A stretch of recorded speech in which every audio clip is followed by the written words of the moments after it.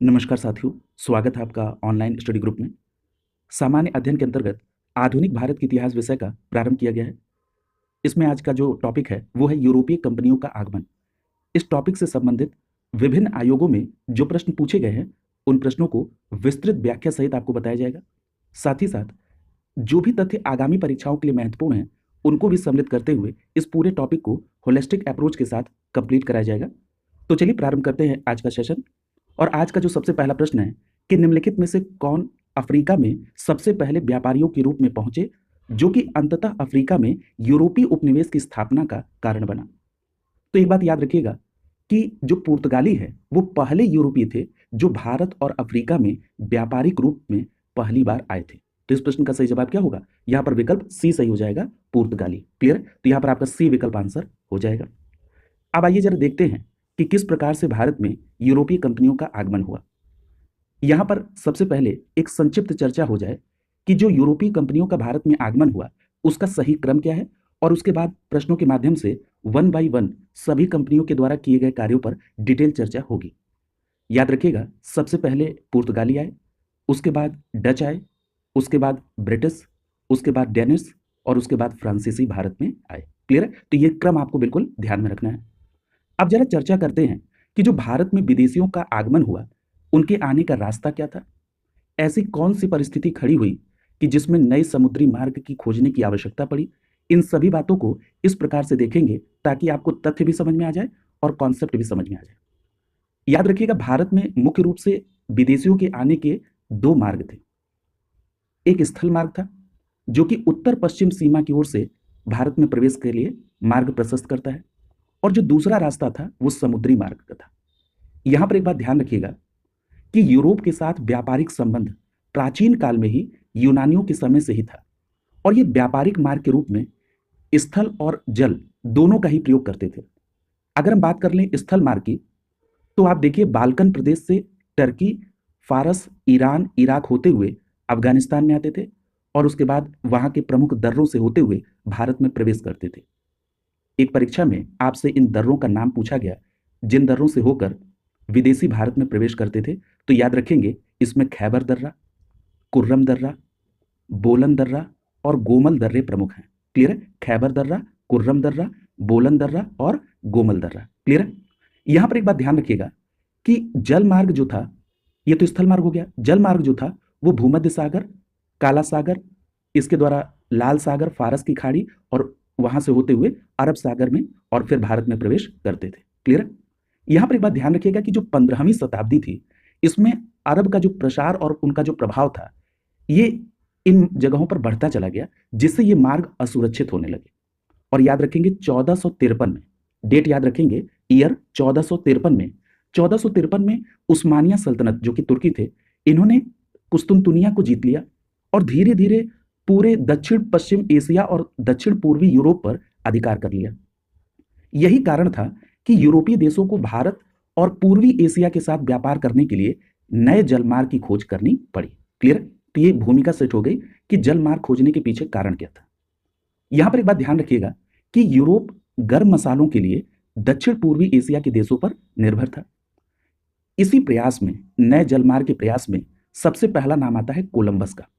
याद रखिएगा, कोलंबस ने स्पेन से भारत के लिए समुद्री मार्ग खोजने के लिए चला था वो, और 1492 में अमेरिका पहुंच गया और इस प्रकार उसने अमेरिका की खोज की। क्लियर है? तो स्पष्ट हो गया कि कोलंबस के द्वारा 1492 में अमेरिका पहुंचा और उसने अमेरिका की खोज की। इसमें आपको दूसरा नाम जो ध्यान में रखना है वो है कैप्टन बार्थोलोम्यू। क्या नाम है? Captain Bartholomew Dias. याद रखिएगा, ये पुर्तगाली कैप्टन था, और कैप्टन बार्थोलोम्यू डियास ने 1487 में, क्या ईयर था? 1487 में आशा अंतरीप, ये आशा अंतरीप कहां पर है? अफ्रीका का जो अंतिम किनारा है अटलांटिक के तट पर, उस आशा अंतरीप पर ये पहुंच गया। कौन? पुर्तगाली कैप्टन बार्थोलोम्यू डियास।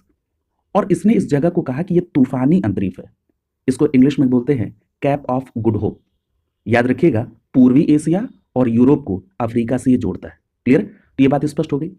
इसके बाद जो दूसरा पुर्तगाली कैप्टन है उसका नाम है वास्को डिगामा, और इस वास्को डिगामा ने पुर्तगाल से चढ़कर इसी आशा अंतरीप, जिसको आप उत्तर माशा अंतरीप के नाम से भी जानते हैं, इसी को वो पार करते हुए पूर्व की ओर बढ़ा और एक गुजरात का एक व्यक्ति था जिसका नाम था अब्दुल मजीद। इसी अब्दुल मजीद ने पथ प्रदर्शक के तौर पर कार्य किया और वास्को डी गामा की सहायता की भारत तक आने में। और याद रखेंगे 20 मई 1498 को, तब 20 मई 1498 को कालीकट पर यह बंदरगाह पर पहुंचा। याद रखिएगा ये पश्चिमी तट पर है और कालीकट के जिस बंदरगाह पर पहुंचा था उसका नाम क्या था? कप्पक डाबू। क्या नाम था? कप्पक डाबू। याद रखेंगे भारत में इस समय जो शासन था वहां का वो था जमोरिन का, और जमोरिन इसका स्वागत करता है। याद रखिएगा जमोरिन इसका स्वागत करता है, लेकिन कालीकट में जो बसे हुए अरब व्यापारी थे उन्होंने अपनी प्रतिक्रिया ठीक नहीं दिखाई। अपनी प्रतिक्रिया इन्होंने वैमनस्यता पूर्वक दिखाई। तो आपसे प्रश्न पूछा जाता है कि जब वास्को डी गामा पहुंचा तो इसका विरोध किसने किया था? तो याद रखेंगे कालीकट में बसे अरब व्यापारियों ने। क्लियर? यहां पर एक बात और ध्यान रखिएगा, तो आपने देखा कि इस प्रकार वास्को डी गामा ने भारत के लिए एक नए यूरोपीय समुद्री मार्ग की खोज की। और याद रखेंगे इस मार्ग का नाम क्या पड़ा? Cape of Good Hope. क्यों केप ऑफ गुड होप पड़ा? क्योंकि अभी आपको पता है कि जो एक पुर्तगाली कैप्टन था बार्थोलोम्यू डियास, जब ये 1487 में आशा अंतरीप की खोज किया तो इसने क्या कहा कि ये तूफानी अंतरीप है, यानी केप ऑफ गुड होप है।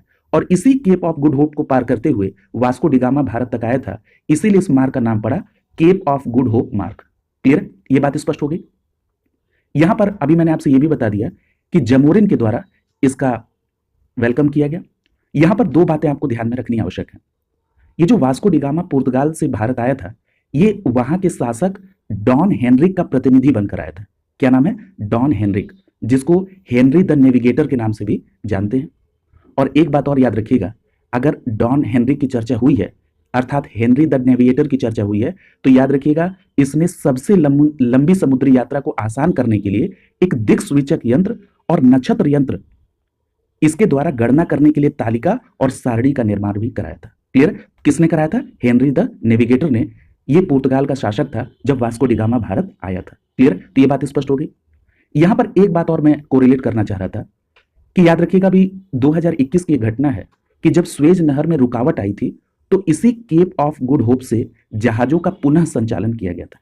आपको मैंने ज्योग्राफी की क्लास में बताया है कि जो स्वेज नहर है ये मिस्र के स्वेज प्रांत में स्थित है और ये भूमध्य सागर को लाल सागर से जोड़ती है। इसकी कुल लंबाई लगभग 193 किलोमीटर है और इसके द्वारा यूरोप, एशिया, अफ्रीका के बीच व्यापारिक मार्ग के तौर पर इसका प्रयोग किया जाता है। क्लियर? तो ये पूरी बात रही कि किस प्रकार से भारत में वास्को डी गामा आया। क्लियर? अब आइए जरा यहां पर जो तथ्य लिखा हुआ है इस पे इसको देख ले। यहां पर देखिए जो बातें आपको ध्यान में रखनी है उसमें यह कि अभी इस पे चर्चा भी हो चुकी है कि पुर्तगाली वो पहले यूरोपीय थे जो भारत और अफ्रीका में व्यापारिक रूप से पहली बार आए थे। अगर हम बात कर लें वास्को डी गामा की, तो इसका जो पथ प्रदर्शक था वो गुजराती था, उसका नाम था अब्दुल माजिद। और इसी की सहायता से 20 मई 1498 को यह कालीकट बंदरगाह पर पहुंचा था। याद रखिएगा कई प्रतियोगी परीक्षाओं में और कई ऑथेंटिक बुक्स में भी 20 मई 1498 को इसके आगमन की तिथि दी गई है और टीजीटी जैसे परीक्षाओं में सीधा यह प्रश्न पूछा गया है और वहां पर 20 मई 1498 माना गया है। तो आप 20 मई 1498 ध्यान में रखेंगे। हमने आपको यह भी बताया कि कालीकट जब ये आया वास्को डी गामा तो वहां का शासक था जमोरिन। इसने वास्को डी गामा का स्वागत किया। एक बात और याद रखिएगा कि वास्को डी गामा के आने के बाद अब पुर्तगाल और भारत के बीच व्यापार क्षेत्र के नए आयाम प्रारंभ हो गए। जब वास्को डी गामा यहां से जा रहा था तो वो कुछ मसाले भी ले गया था, मुख्य रूप से काली मिर्च, और इसके व्यापार में वास्को डी गामा को 60 गुना मुनाफा हुआ। इस स्थिति ने भी पुर्तगालियों को भारत की तरफ आकर्षित किया। अगर हम बात कर लें पुर्तगालियों के भारत में दुर्ग इस्टेब्लिशमेंट की, तो याद रखेंगे 1503 में कोचीन में अपना पहला दुर्ग इस्टेब्लिश किया। किसने? पुर्तगालियों ने। और दूसरी बात याद रखिएगा कि जो दूसरी फैक्ट्री इस्टेब्लिश हुई पुर्तगालियों की वो 1505 में कन्नूर में इस्टेब्लिश की गई। यहां से भी सीधा प्रश्न आपसे पूछा जाता है, इस बात को आप ध्यान में रखेंगे। अगला प्रश्न देखिए, पूछा जा रहा है कि उस शासक का नाम बताइए जिसने वास्को डी गामा का कालीकट में स्वागत किया। तो अभी डिटेल चर्चा हो गई, जमोरिन ने। डी विकल्प आपका आंसर हो जाएगा। अगला प्रश्न पूछ रहा है कि जिस यूरोपीय समुदाय ने भारत के साथ पहला व्यापारिक संबंध इस्टेब्लिश किया वो कौन था? तो इस पर भी चर्चा हो चुकी है। यहां पर डी विकल्प सही हो जाएगा। सबसे पहले पुर्तगालियों ने भारत के साथ व्यापारिक संबंध इस्टेब्लिश किए। अगला प्रश्न देखिए, अगले प्रश्न में पूछा जा रहा है कि पुर्तगालियों की पहली फैक्ट्री भारत में कहां पर स्थापित की गई थी। तो अभी हमने आपसे बताया कि पुर्तगालियों की जो पहली फैक्ट्री है वो भारत में 1503 में कोचीन में स्थापित की गई। तो यहां पर आप देख रहे हैं कोचीन ऑप्शन में नहीं है, तो यहां पर आप ई विकल्प के साथ जाएंगे उपरोक्त में से कोई नहीं। क्लियर? तो यहां पर ई विकल्प आपका सही हो जाएगा। दोनों बातें ध्यान में रखेंगे। पुर्तगालियों की पहली फैक्ट्री 1503 में कोचीन में और दूसरी फैक्ट्री पुर्तगालियों की 1505 में कन्नूर में स्टैब्लिश की गई। अगला प्रश्न पूछ रहा है कि भारत में पुर्तगालियों ने सर्वप्रथम अपना दुर्ग कहां बनाया? तो याद रखेंगे ये प्रश्न यहां से सीधा पूछा जाता है। मैंने कई बार आपसे कहा ए विकल्प यहां पर सही हो जाएगा। कहां पर? कोचीन में स्टैब्लिश की थी। और कब की थी? 1503 में। अगला प्रश्न पूछा जा रहा है कि पुर्तगाली उपनिवेश का पहला वायसराय भारत में कौन हुआ? यहां पर देखिए, इस प्रश्न पे चलने से पहले एक वास्को डिगामा के संदर्भ में एक बात और याद रखिएगा कि वास्को डिगामा भारत में कुल 3 बार आया था। कितने बार? 3 बार आया था। एक तिथि तो आपने अभी देख ली, 1498 वाली। याद रखिएगा, दूसरी बार जो वास्को डिगामा भारत आया था वो आया था 1502 में। कब आया था? 1502 में आया था दूसरी बार। और तीसरी बार आया था 5 सितंबर 1524 को। 5 सितंबर 1524 को। अब ये तीसरी बार क्या करने आया था? तो याद रखिएगा, तीसरी बार पुर्तगाली वायसराय के रूप में आया था। क्लियर? यहां पर वायसराय लिखा तो ये बात क्लिक कर गई। तो याद रखेंगे 3 बार आया। तीसरी बार 5 सितंबर 1524 को पुर्तगाली वायसराय के रूप में ये भारत आया था। और एक बात और याद रख लीजिए कि दिसंबर 1524 में इसकी कोचीन में मृत्यु हो जाती है। क्लियर है? और इसको वहीं कोचीन में ही दफना दिया जाता है। लेकिन 1539 में इसके कुछ अवशेष को पुर्तगाल की जो राजधानी लिस्बन थी वहां पर दफनाया जाता है। क्लियर? तो ये पूरी बात आपको वास्को डिगामा के संदर्भ में ध्यान में रखनी है। तो इस प्रकार अब वास्को डिगामा को आपने बिल्कुल 360 डिग्री में घुमा दिया। अगला प्रश्न देखिए, पूछा जा रहा है कि पुर्तगाल उपनिवेश का पहला वायसराय कौन था? तो याद रखेंगे, भारत में पहला पुर्तगाली गवर्नर जो था उसका नाम था फ्रांसिस्को डी अल्मीडा। यहां पर आपका सी विकल्प सही हो जाएगा, फ्रांसिस्को डी अल्मीडा। सी विकल्प यहां पर आंसर होगा। यहां पर एक बात यह ध्यान रखिएगा कि कई परीक्षाओं में इसके आने और जाने का ईयर पूछ लेता है। तो सबसे पहले फ्रांसिस्को डी अल्मीडा का ड्यूरेशन देख लीजिए। 1505 से लेकर 1509 तक ये भारत में रहता है। क्लियर? और एक बात और याद रखिएगा, इसी फ्रांसिस्को डी अल्मीडा जो कि पहला गवर्नर था पुर्तगाली, इसने भारत में शांत जल की नीति, जिसको इंग्लिश में बोलते हैं ब्लू वाटर पॉलिसी, इसको अडॉप्ट किया था। क्लियर? तो ये बात भी ध्यान में रखेंगे। ये किससे संबंधित है? फ्रांसिस्को डी अल्मीडा से। अगले प्रश्न पर चलिए। अगले प्रश्न में पूछा जा रहा है कि निम्नलिखित में से कौन नीला जल योजना यानी ब्लू वाटर पॉलिसी से संबंधित है? तो आपका सीधा जवाब क्या होगा? पुर्तगाली गवर्नर रहा फ्रांसिस्को डी अल्मीडा। यहां पर ए विकल्प आपका आंसर हो जाएगा। क्लियर?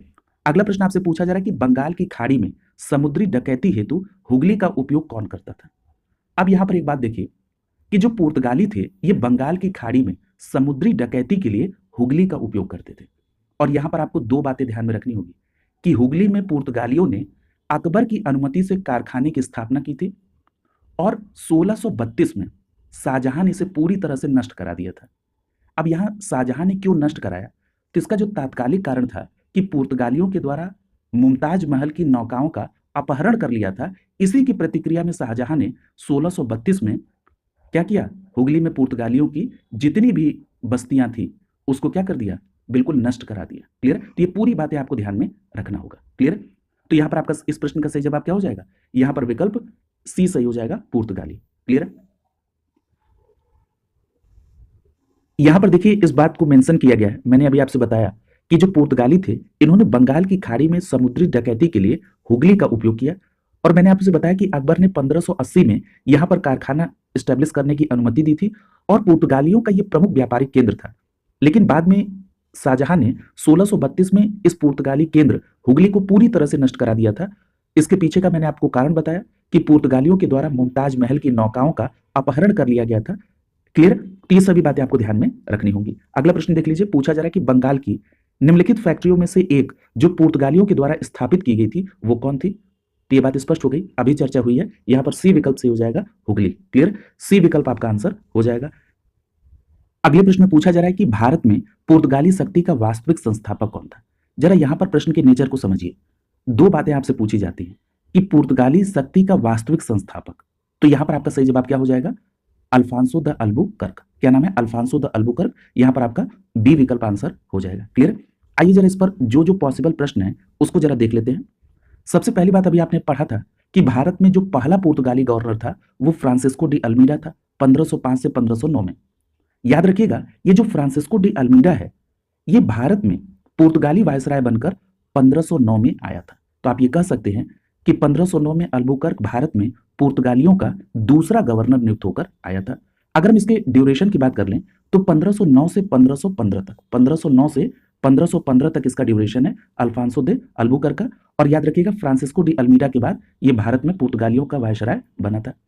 यहां पर एक बात और ध्यान रखिए कि जो अल्फांसो द अल्बुकर्क है, इसको क्यों वास्तविक संस्थापक कहा जाता है, यानी कुछ ऐसे काम इसने किए होंगे। सबसे पहला काम आपको ध्यान में रखना है कि 1510 में बीजापुर के एक शासक हैं जिनका नाम है यूसुफ आदिल शाह, इनसे गोवा को छीनकर अपने अधिकार में मिला लेता है। क्लियर। और इसके साथ ही भारत में जो क्षेत्रीय पुर्तगाली राज्य की स्थापना है वो प्रारंभ हो जाती है। क्लियर। अब इसका आप काम देख रहे हैं। दूसरा काम देखिए 1511 में, स्पष्ट याद रखिएगा 1511 में इसी अल्बुकर्क ने मलक्का पर और 1515 में फारस की खाड़ी में स्थित होर्मुज बंदरगाह पर अधिकार कर लिया था। यानी 1510 में गोवा को छीना यूसुफ आदिल शाह से, जो कि बीजापुर का शासक था। 1511 में अल्बुकर्क ने मलक्का पर, 1515 में होर्मुज बंदरगाह को अधिकार में लिया। एक प्रश्न और पूछा जाता है होर्मुज से कि पुर्तगालियों ने इस होर्मुज को कब खोया था, तो याद रखिएगा इसको खोया था 1622 में। क्लियर। तो ये बात भी आपको ध्यान में रखनी है। यहां पर एक बात और ध्यान में रखिएगा कि जो अल्बुकर्क है ये इतना चालाक और इतना बदमाश था कि इसने पुर्तगालियों को कहा कि तुम अपनी आबादी बढ़ाओ, और इसके लिए उन्होंने पुर्तगालियों से कहा, इस अल्बुकर्क ने, कि तुम भारतीय स्त्रियों से विवाह करो। इस कार्य के लिए भी प्रोत्साहित करने का काम इसी अल्बुकर्क के द्वारा, अल्फांसो दी अल्बुकर्क के द्वारा किया गया था। अभी हम लोग बात कर रहे थे कुछ बंदरगाहों की। एक बात ध्यान रखिएगा कि पुर्तगाली के समय ही चटगांव जो बंदरगाह था इसी को पोर्टो ग्रांडे की संज्ञा दी गई थी। क्लियर। तो ये बात भी आप ध्यान में रखेंगे। अल्फांसो दे अल्बुकर्क की अगर हम बात करें तो इसने अपने क्षेत्र में सती प्रथा को बंद करा दिया था। दूसरी बात कि इसी अल्बुकर्क ने विजयनगर के शासक कृष्णदेव राय से इसके बहुत अच्छे संबंध थे, और कृष्णदेव राय ने इसे भटकल में, कहां पर, भटकल में एक किले के निर्माण का भी अधिकार दे दिया था। क्लियर। एक बात और याद रखिएगा, ये जो अल्बुकर्क है इसकी डेथ हो गई थी 1515 में। कब इसकी मृत्यु हुई? 1515 में। और याद रखिएगा अल्बुकर्क को गोवा में दफनाया गया था। क्लियर। तो अभी आपने देखा वास्को डी गामा को, जिसकी डेथ कोचीन में हुई थी, और आप यहां पर देख रहे हैं कि अल्बुकर्क की जो डेथ हुई वो कहां पर हुई थी? गोवा में 1515 में। क्लियर। याद रखिएगा अगर हम बात कर लें अल्बुकर्क के बाद भारत में जो प्रमुख पुर्तगाली गवर्नर आए थे, इसमें आपको दो नाम और ध्यान में आपको रखने होंगे, तो ये चर्चा पूरी कंप्लीट हो जाएगी। अगला जो गवर्नर आपको ध्यान में रखना है उसका नाम है नूनो दी कुन्हा। क्या नाम है? नूनो दी कुन्हा। और ये जो नूनो दी कुन्हा है इसका ड्यूरेशन है 1529 से लेकर 1538 तक, 1529 से लेकर 1538 तक।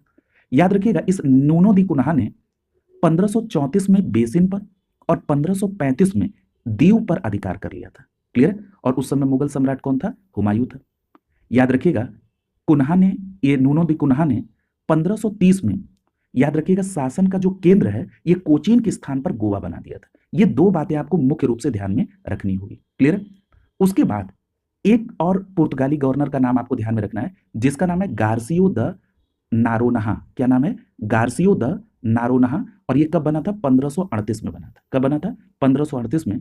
और याद रखिएगा ये जो गार्सियो द नानोहा है ये दमन, सालसेट, चौल, बंबई, मद्रास, सेंट थॉमस, हुगली, यहां पर इसने केंद्र स्टैब्लिश किए थे। और याद रखिएगा सीलोन, जो कि श्रीलंका के रूप में आप जानते हैं, इसके अधिकांश भागों पर, और साथ ही साथ 1559 में दमन पर भी पुर्तगाली अधिकार हो गया था। क्लियर। तो ये बातें आपको ध्यान में रखना है जो पुर्तगाली गवर्नर भारत में आए और उनके द्वारा जो कार्य किए गए। क्लियर। अगले प्रश्न पर चलिए। पूछा जा रहा है कि पुर्तगालियों के द्वारा अंग्रेजों को बंबई को सौंप देने का अवसर क्या था। आइए जरा विकल्प को देखते हैं।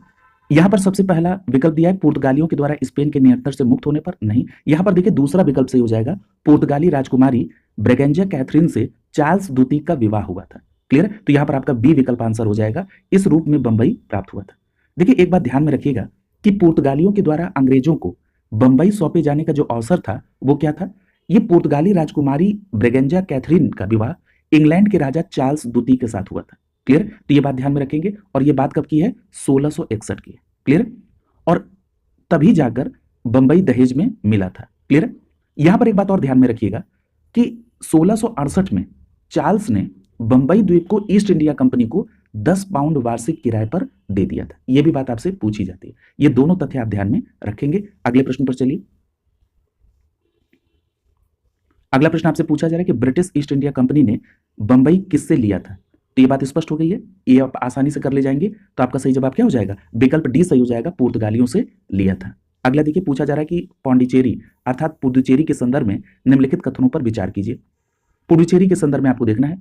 पहले कथन में कहा जा रहा है कि पौंडीचेरी पर कब्जा करने वाले पहले यूरोपीय शक्ति पुर्तगाली थी। दूसरे स्टेटमेंट में कहा जा रहा है कि पौंडीचेरी पर कब्जा करने वाली जो दूसरी यूरोपीय शक्ति थी वो फ्रांसीसी थी। और अगले स्टेटमेंट में कहा जा रहा है कि अंग्रेजों ने कभी भी पौंडीचेरी पर कब्जा नहीं किया। अब देखिए, 3 स्टेटमेंट आपके सामने दिए गए हैं। याद रखिएगा, इस प्रश्न पर अलग अलग स्तर पर अलग अलग आपको आंसर देखने को मिलेंगे, लेकिन आपके समक्ष वो तरीका दिया जाए जिससे आपको कंफ्यूजन ना हो, आपको कोई दुविधा ना हो और आप स्पष्ट निर्णय ले पाएं कि हमको इस प्रश्न का आगे अगर इसको रिपीट कर दिया जाए तो आपको क्या आंसर करना है। सबसे पहले इस प्रश्न को पढ़िए। अगर आप इस प्रश्न को गंभीरता से पढ़ते तो इसमें कोई भी इफ एंड बट नहीं है कि आप आंसर बहुत आसानी से कर ले जाएंगे।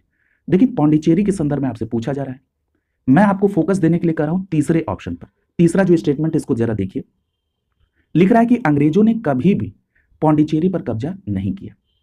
अब देखिए, पौंडीचेरी पर कब्जा की बात और अंग्रेजों के संदर्भ में अगर देखें तो मैं आपका ध्यान दिलाना चाह रहा हूं आंग्ल फ्रांसीसी जो कर्नाटक का तीसरा युद्ध हुआ था उसकी तरफ।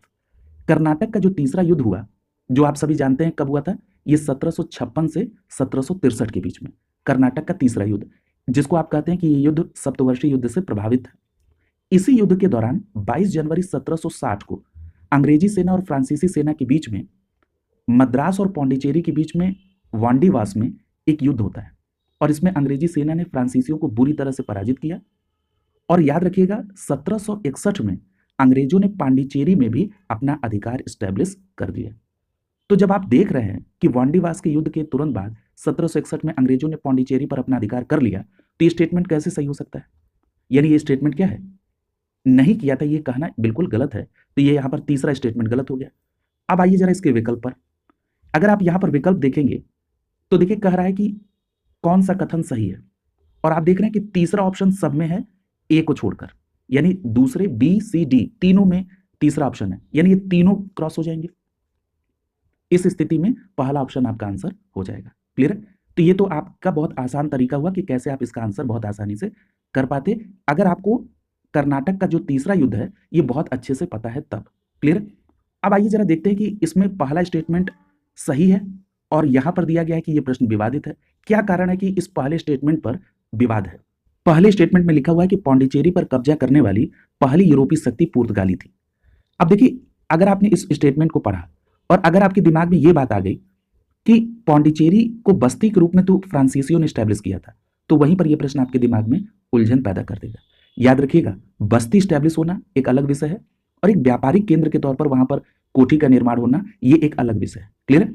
याद रखिएगा कि पौंडीचेरी में व्यापार के लिए पुर्तगाली सबसे पहले आए थे। क्लियर है? यहां पर कहीं पर भी बस्ती स्टैब्लिशमेंट की बात नहीं कर रहा है। क्लियर है? व्यापार के दृष्टिकोण से सबसे पहले पुर्तगाली आए थे।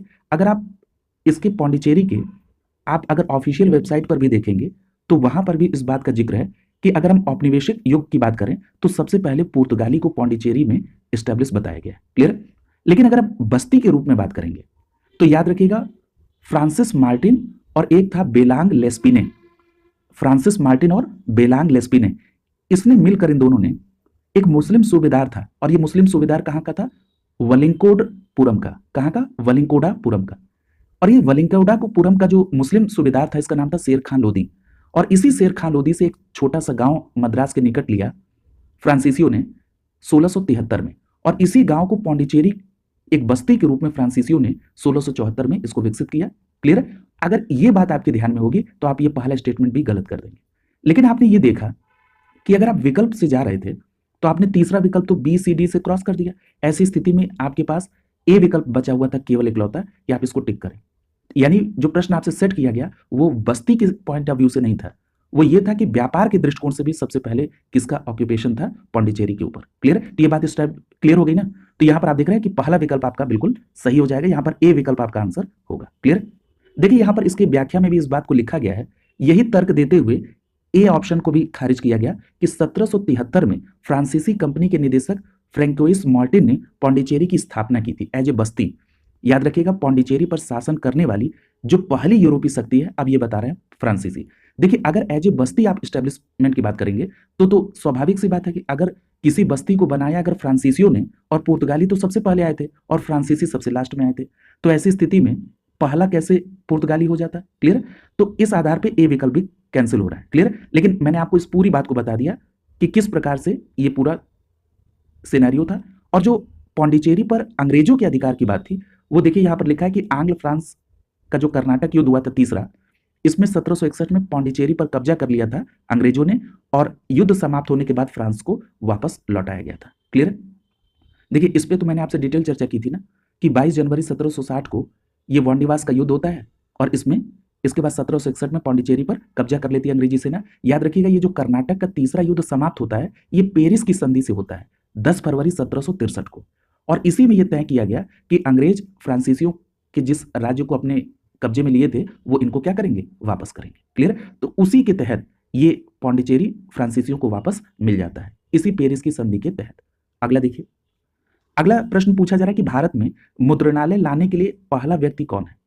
तो देखिए भारत में मुद्रणालय लाने का मतलब प्रिंटिंग प्रेस की बात हो रही है, तो याद रखेंगे पुर्तगालियों के द्वारा। तो यहां पर आपका सी विकल्प आंसर हो जाएगा। पुर्तगाली सबसे पहले भारत में मुद्रणालय लेकर आए थे, यानी प्रिंटिंग प्रेस लेकर आए थे।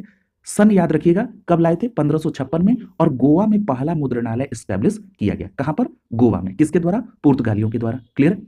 याद रखिएगा ये प्रारंभ में केवल बाइबिल धर्म ग्रंथ की प्रतियों इससे छपती थी, और जो भारत का पहला समाचार पत्र बंगाल गजट था, इसका प्रकाशन बंगाल में 1780 में प्रारंभ हुआ था। अगर हम बात करें कि पुर्तगाली भारत में क्या क्या लेकर आए थे, यहां से भी प्रश्न आपसे बनता है। इसके पहले कुछ बातें और यहां पर कोरिलेट करिए जरा। एक बात तो आपने देख ली स्पष्ट तौर पर कि 1556 में गोवा में पहला मुद्रणालय स्टैब्लिश किया गया पुर्तगालियों के द्वारा, यानी प्रिंटिंग प्रेस स्टैब्लिश हुआ। दूसरी बात ध्यान में रखिए 1560 की। 1560 में क्या हुआ? 1560 में गोवा में ही ईसाई धार्मिक न्यायालय की स्थापना की पुर्तगालियों के द्वारा। इस ईसाई धार्मिक न्यायालय कहां पर? गोवा में, 1560 में। इसके बाद आप देखिए 1563, ये जो 1563 है, इस 1563 में गोवा में ही पहले वैज्ञानिक ग्रंथ का प्रकाशन गोवा में किया गया, इसी पुर्तगालियों के द्वारा। क्लियर? तो ये बात स्पष्ट हो गई। तीनों बातें आपने गोवा के संदर्भ में देख ली। अब हम लोग बात कर लेते हैं कि पुर्तगालियों के द्वारा भारत में क्या क्या लाया गया। एक बात ध्यान रखिएगा, तंबाकू, मूंगफली, आलू, मक्का, पपीता, अमरूद, मिर्च, ये भारत लाने वाले पुर्तगाली थे। क्लियर? ये बात ध्यान में रखिएगा। और मध्य अमेरिका से तंबाकू, मूंगफली, आलू, मक्का, पपीता, अमरूद, ये पुर्तगाली लेकर भारत आए थे। क्लियर? एक बात और याद रखिएगा कि पुर्तगाली अन्य देशों से भी कुछ और ले आए थे, जैसे बादाम, लीची, संतरा, अनानास और काजू। इनको भी ले आने का श्रेय पुर्तगालियों का ही था। क्लियर? तो ये बात हो गई। यहां पर एक बात और ध्यान रखिए जरा कि ये जो मुद्रणालय था, ये तो आपने देख लिया कि सबसे पहले पुर्तगाली लाए थे। इसी तरह एक प्रश्न आपसे पूछा गया कि जहाज निर्माण, तो याद रखेंगे गुजरात और कालीकट में जहाज निर्माण के लिए भी जो प्रारंभ किया गया वो किसके द्वारा? भारत में, पुर्तगालियों के द्वारा। और याद रखेंगे भारत में गोथिक स्थापत्य कला का आगमन भी इन्हीं पुर्तगालियों के समय में हुआ था। किस स्थापत्य कला की बात कर रहे हैं? गोथिक स्थापत्य कला की। क्लियर? तो ये भी बात आप ध्यान में रखिएगा। अगला देखिए, अब अगले प्रश्न पर चलिए। पूछा जा रहा है कि भारत में कौन सी एक फसल भारत में पुर्तगालियों के द्वारा लाई गई थी? अब देखिए मैंने आपसे कहा था ना मिर्च, यहां पर देखिए डी विकल्प सही हो जाएगा, मिर्च। याद रखेंगे तंबाकू, मूंगफली, आलू, मक्का, पपीता, अमरूद, मिर्च। क्लियर है? तो ये सभी लेकर आए थे, तो यहां पर आपका डी विकल्प आंसर हो जाएगा। अगला देखिए, अगले प्रश्न में आपसे पूछा जा रहा है कि भारत में पुर्तगालियों के संदर्भ में निम्नलिखित कथनों में से कौन सा कथन सही है? अब आइए जरा कथन के तौर पर देखिए। पहले स्टेटमेंट में लिखा है कि 16वीं शताब्दी में पूर्वी व्यापार पर उनका एकाधिकार था। किसके एकाधिकार की बात कर रहा है? पुर्तगालियों की। तो देखिए ये स्टेटमेंट सही है। अब देखिए इस तरह के जो स्टेटमेंट आते हैं, कई बार ऐसा देखा गया है कि कई लोगों ने यह बताया कि इस तरह के स्टेटमेंट देखते ही उनको समस्या हो जाती है। अब समस्या क्यों है? सबसे पहले इसका निदान देखिए। 16वीं शताब्दी दिया, 16वीं शताब्दी का मतलब क्या हो गया कि जो 1500 के ईयर में जो भी काम हुआ है वो 16वीं शताब्दी के अंतर्गत आएगा। क्लियर है?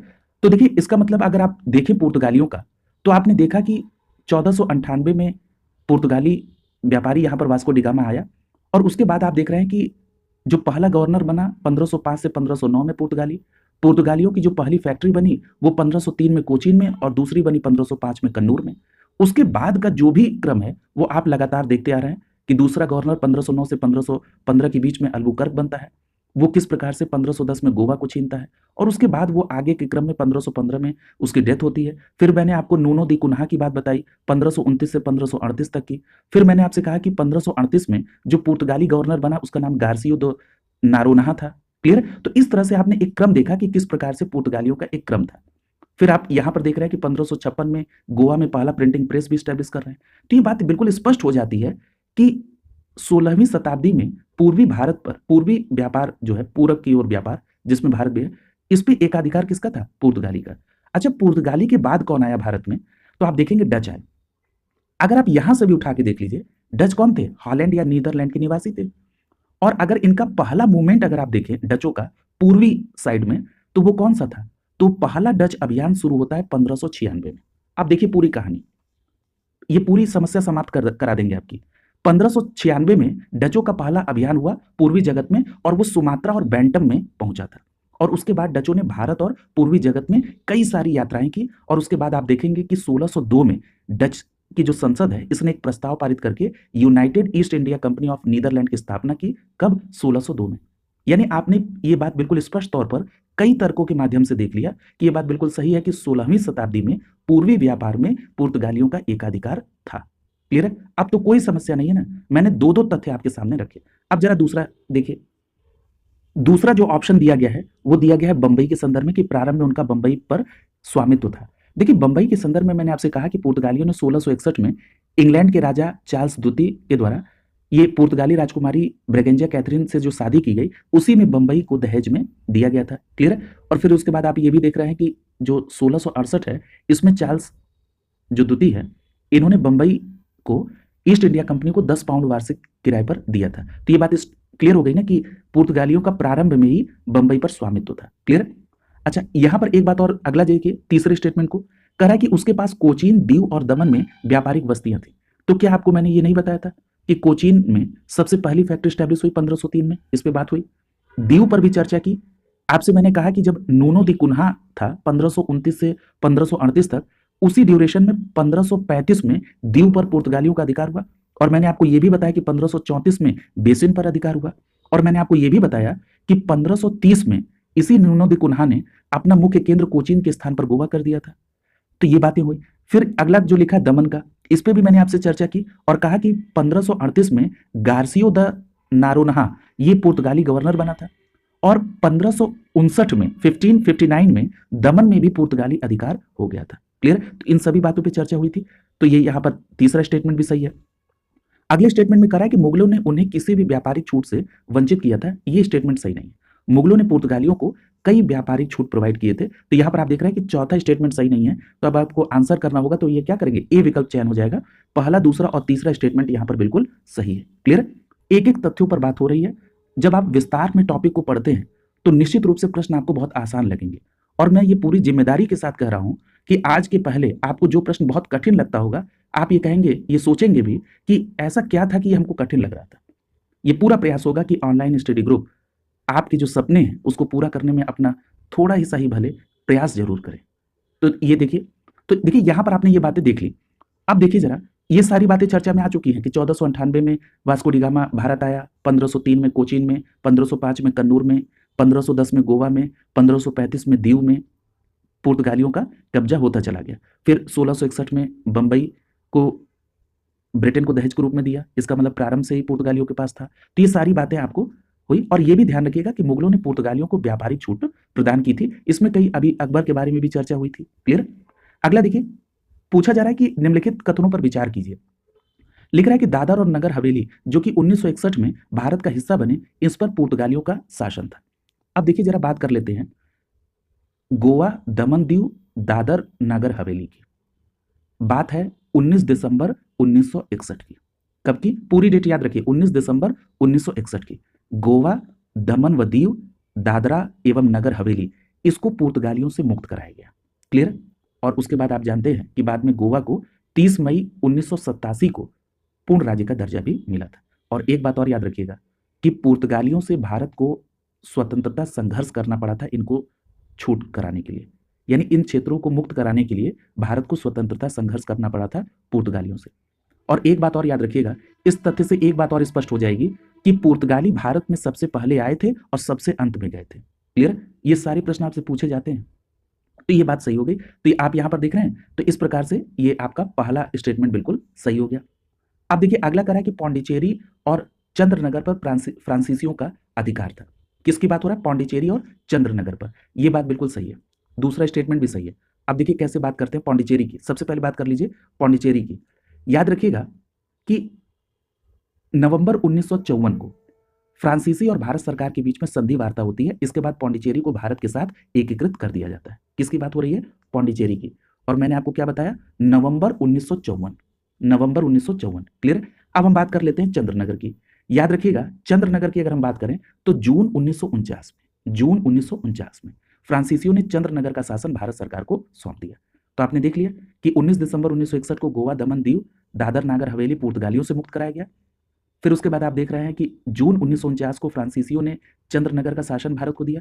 फिर नवंबर 1954 में फ्रांसीसी और भारत सरकार के बीच में एक संधि वार्ता हुई और पांडिचेरी को भारत में एकीकृत कर दिया गया। क्लियर? तो ये बात पूरी हो गई। तो यहां पर आप देख रहे हैं, अच्छा आगे करा है गोवा को 1961 में स्वतंत्रता मिली, तो ये तो अभी डिटेल बात होगी। तो यहां पर आप देख रहे हैं तीनों स्टेटमेंट आपके बिल्कुल सही है। तो यहां पर आपका ए विकल्प आंसर हो जाएगा। ये तीनों स्टेटमेंट आपके सही है। क्लियर? तो देखिए यहां पर इन सभी बातों पर डिटेल चर्चा हो चुकी है। क्लियर? तो ये बात आपको स्पष्ट हो गई कि 19 दिसंबर 1961 को गोवा, दमन, दीव, दादर, नागर हवेली को पुर्तगालियों से मुक्त कराया गया और इसके लिए स्वतंत्रता संघर्ष करना पड़ा। और बाद में गोवा, दमन, दीव, दादर, नागर हवेली ये केंद्र शासित प्रदेश बनते हैं। और फिर बाद में आगे चलकर 30 मई 1987 को गोवा को पूर्ण राज्य का दर्जा मिल जाता है। उसके बाद अभी हाल ही में कुछ वर्ष पहले एक और नया प्रोग्रेस हुआ कि 26 जनवरी 2020 को दमन, दीव और दादर नागर हवेली का विलय करके इन दोनों को एक ही यूटी बना दिया गया, अर्थात एक ही केंद्र शासित प्रदेश बना दिया गया और इसकी राजधानी कहां बनाई गई? दमन में। क्लियर? पौंडीचेरी और चंद्रनगर पर फ्रांसीसियों का ही शासन था। जून 1949 में फ्रांसीसियों ने चंद्रनगर को भारत को सौंपा और अक्टूबर 1954 में पश्चिम बंगाल के साथ विलय हुआ और नवंबर 1954 में फ्रांसीसियों और भारतीयों के बीच में वार्ता हुई और पौंडीचेरी को भारत में सौंप दिया गया। क्लियर? तो ये पूरा मूवमेंट आपने देखा और इस पर कई बार डिटेल चर्चा हो गई है, तो इसको ध्यान में रखेंगे, बहुत महत्वपूर्ण है, कई बार इससे प्रश्न पूछे गए। अगला करा है कि अगस्त 1947 में के बाद किस औपनिवेशिक शक्ति के विरुद्ध स्वाधीनता संघर्ष जारी रखना पड़ा? अभी देखिए मैंने आपसे कई बार इस बात पर फोकस देके कहा कि जब पुर्तगालियों से गोवा, दमन, दीव, दादर, नागर हवेली को लिया गया तो भारत को स्वतंत्रता संघर्ष करना पड़ा। और ये बात कब की हो रही है? 19 दिसंबर 1961 की। क्लियर? तो यहां पर आपका सही जवाब क्या होगा? विकल्प डी सही हो जाएगा। अब देखिए अगर आपने पहले इस तरह से कॉन्सेप्ट के साथ पढ़ा है तो यह प्रश्न आपके लिए बहुत आसान हो जाएगा। अगला करा कि 15 अगस्त 1947 को भारत का कौन सा भाग पुर्तगाली के अधीन रहा? तो देखिए इसके बाद पुर्तगाली के अधीन कौन रहा? तो यहां पर आपका ए विकल्प से हो जाएगा, गोवा रहा। ठीक है? तो यहां पर आपका ए विकल्प आंसर हो जाएगा। अगला करा कि स्वतंत्रता के पूर्व उपनिवेश जो पुर्तगाली आधिपत्य के नियंत्रण में रहा वो कौन सा था? तो देखिए एक बात ध्यान में रखिएगा, पुर्तगाली के नियंत्रण की बात करें तो आपको पता है कि गोवा, दमन, दीव, दादर, नागर हवेली ये था। तो यहां पर आप देख रहे हैं और आपने अभी ये भी देख लिया, पुर्तगाली के संदर्भ में बात हो रही है, आपने ये भी देखा था कि पौंडीचेरी में कौन था। तो आपको इस एकदम स्पष्ट हो गया पौंडीचेरी में कौन था? फ्रांसीसी थे। क्लियर? तो यहां पर आप देख रहे हैं कि पुर्तगाली की बात होगी तो पहला और चौथा, यानी यहां पर पहला और चौथा इस प्रकार सी विकल्प से हो जाएगा। क्लियर? तो ये आप आंसर देखेंगे और याद रखेंगे कि गोवा, दमन, दीव, दादर, नागर हवेली ये पुर्तगालियों से मुक्त कराया गया था 19 दिसंबर 1961 को। अगला करा कि भारत के साथ व्यापार के लिए सर्वप्रथम संयुक्त पूंजी किन लोगों ने प्रारंभ की थी?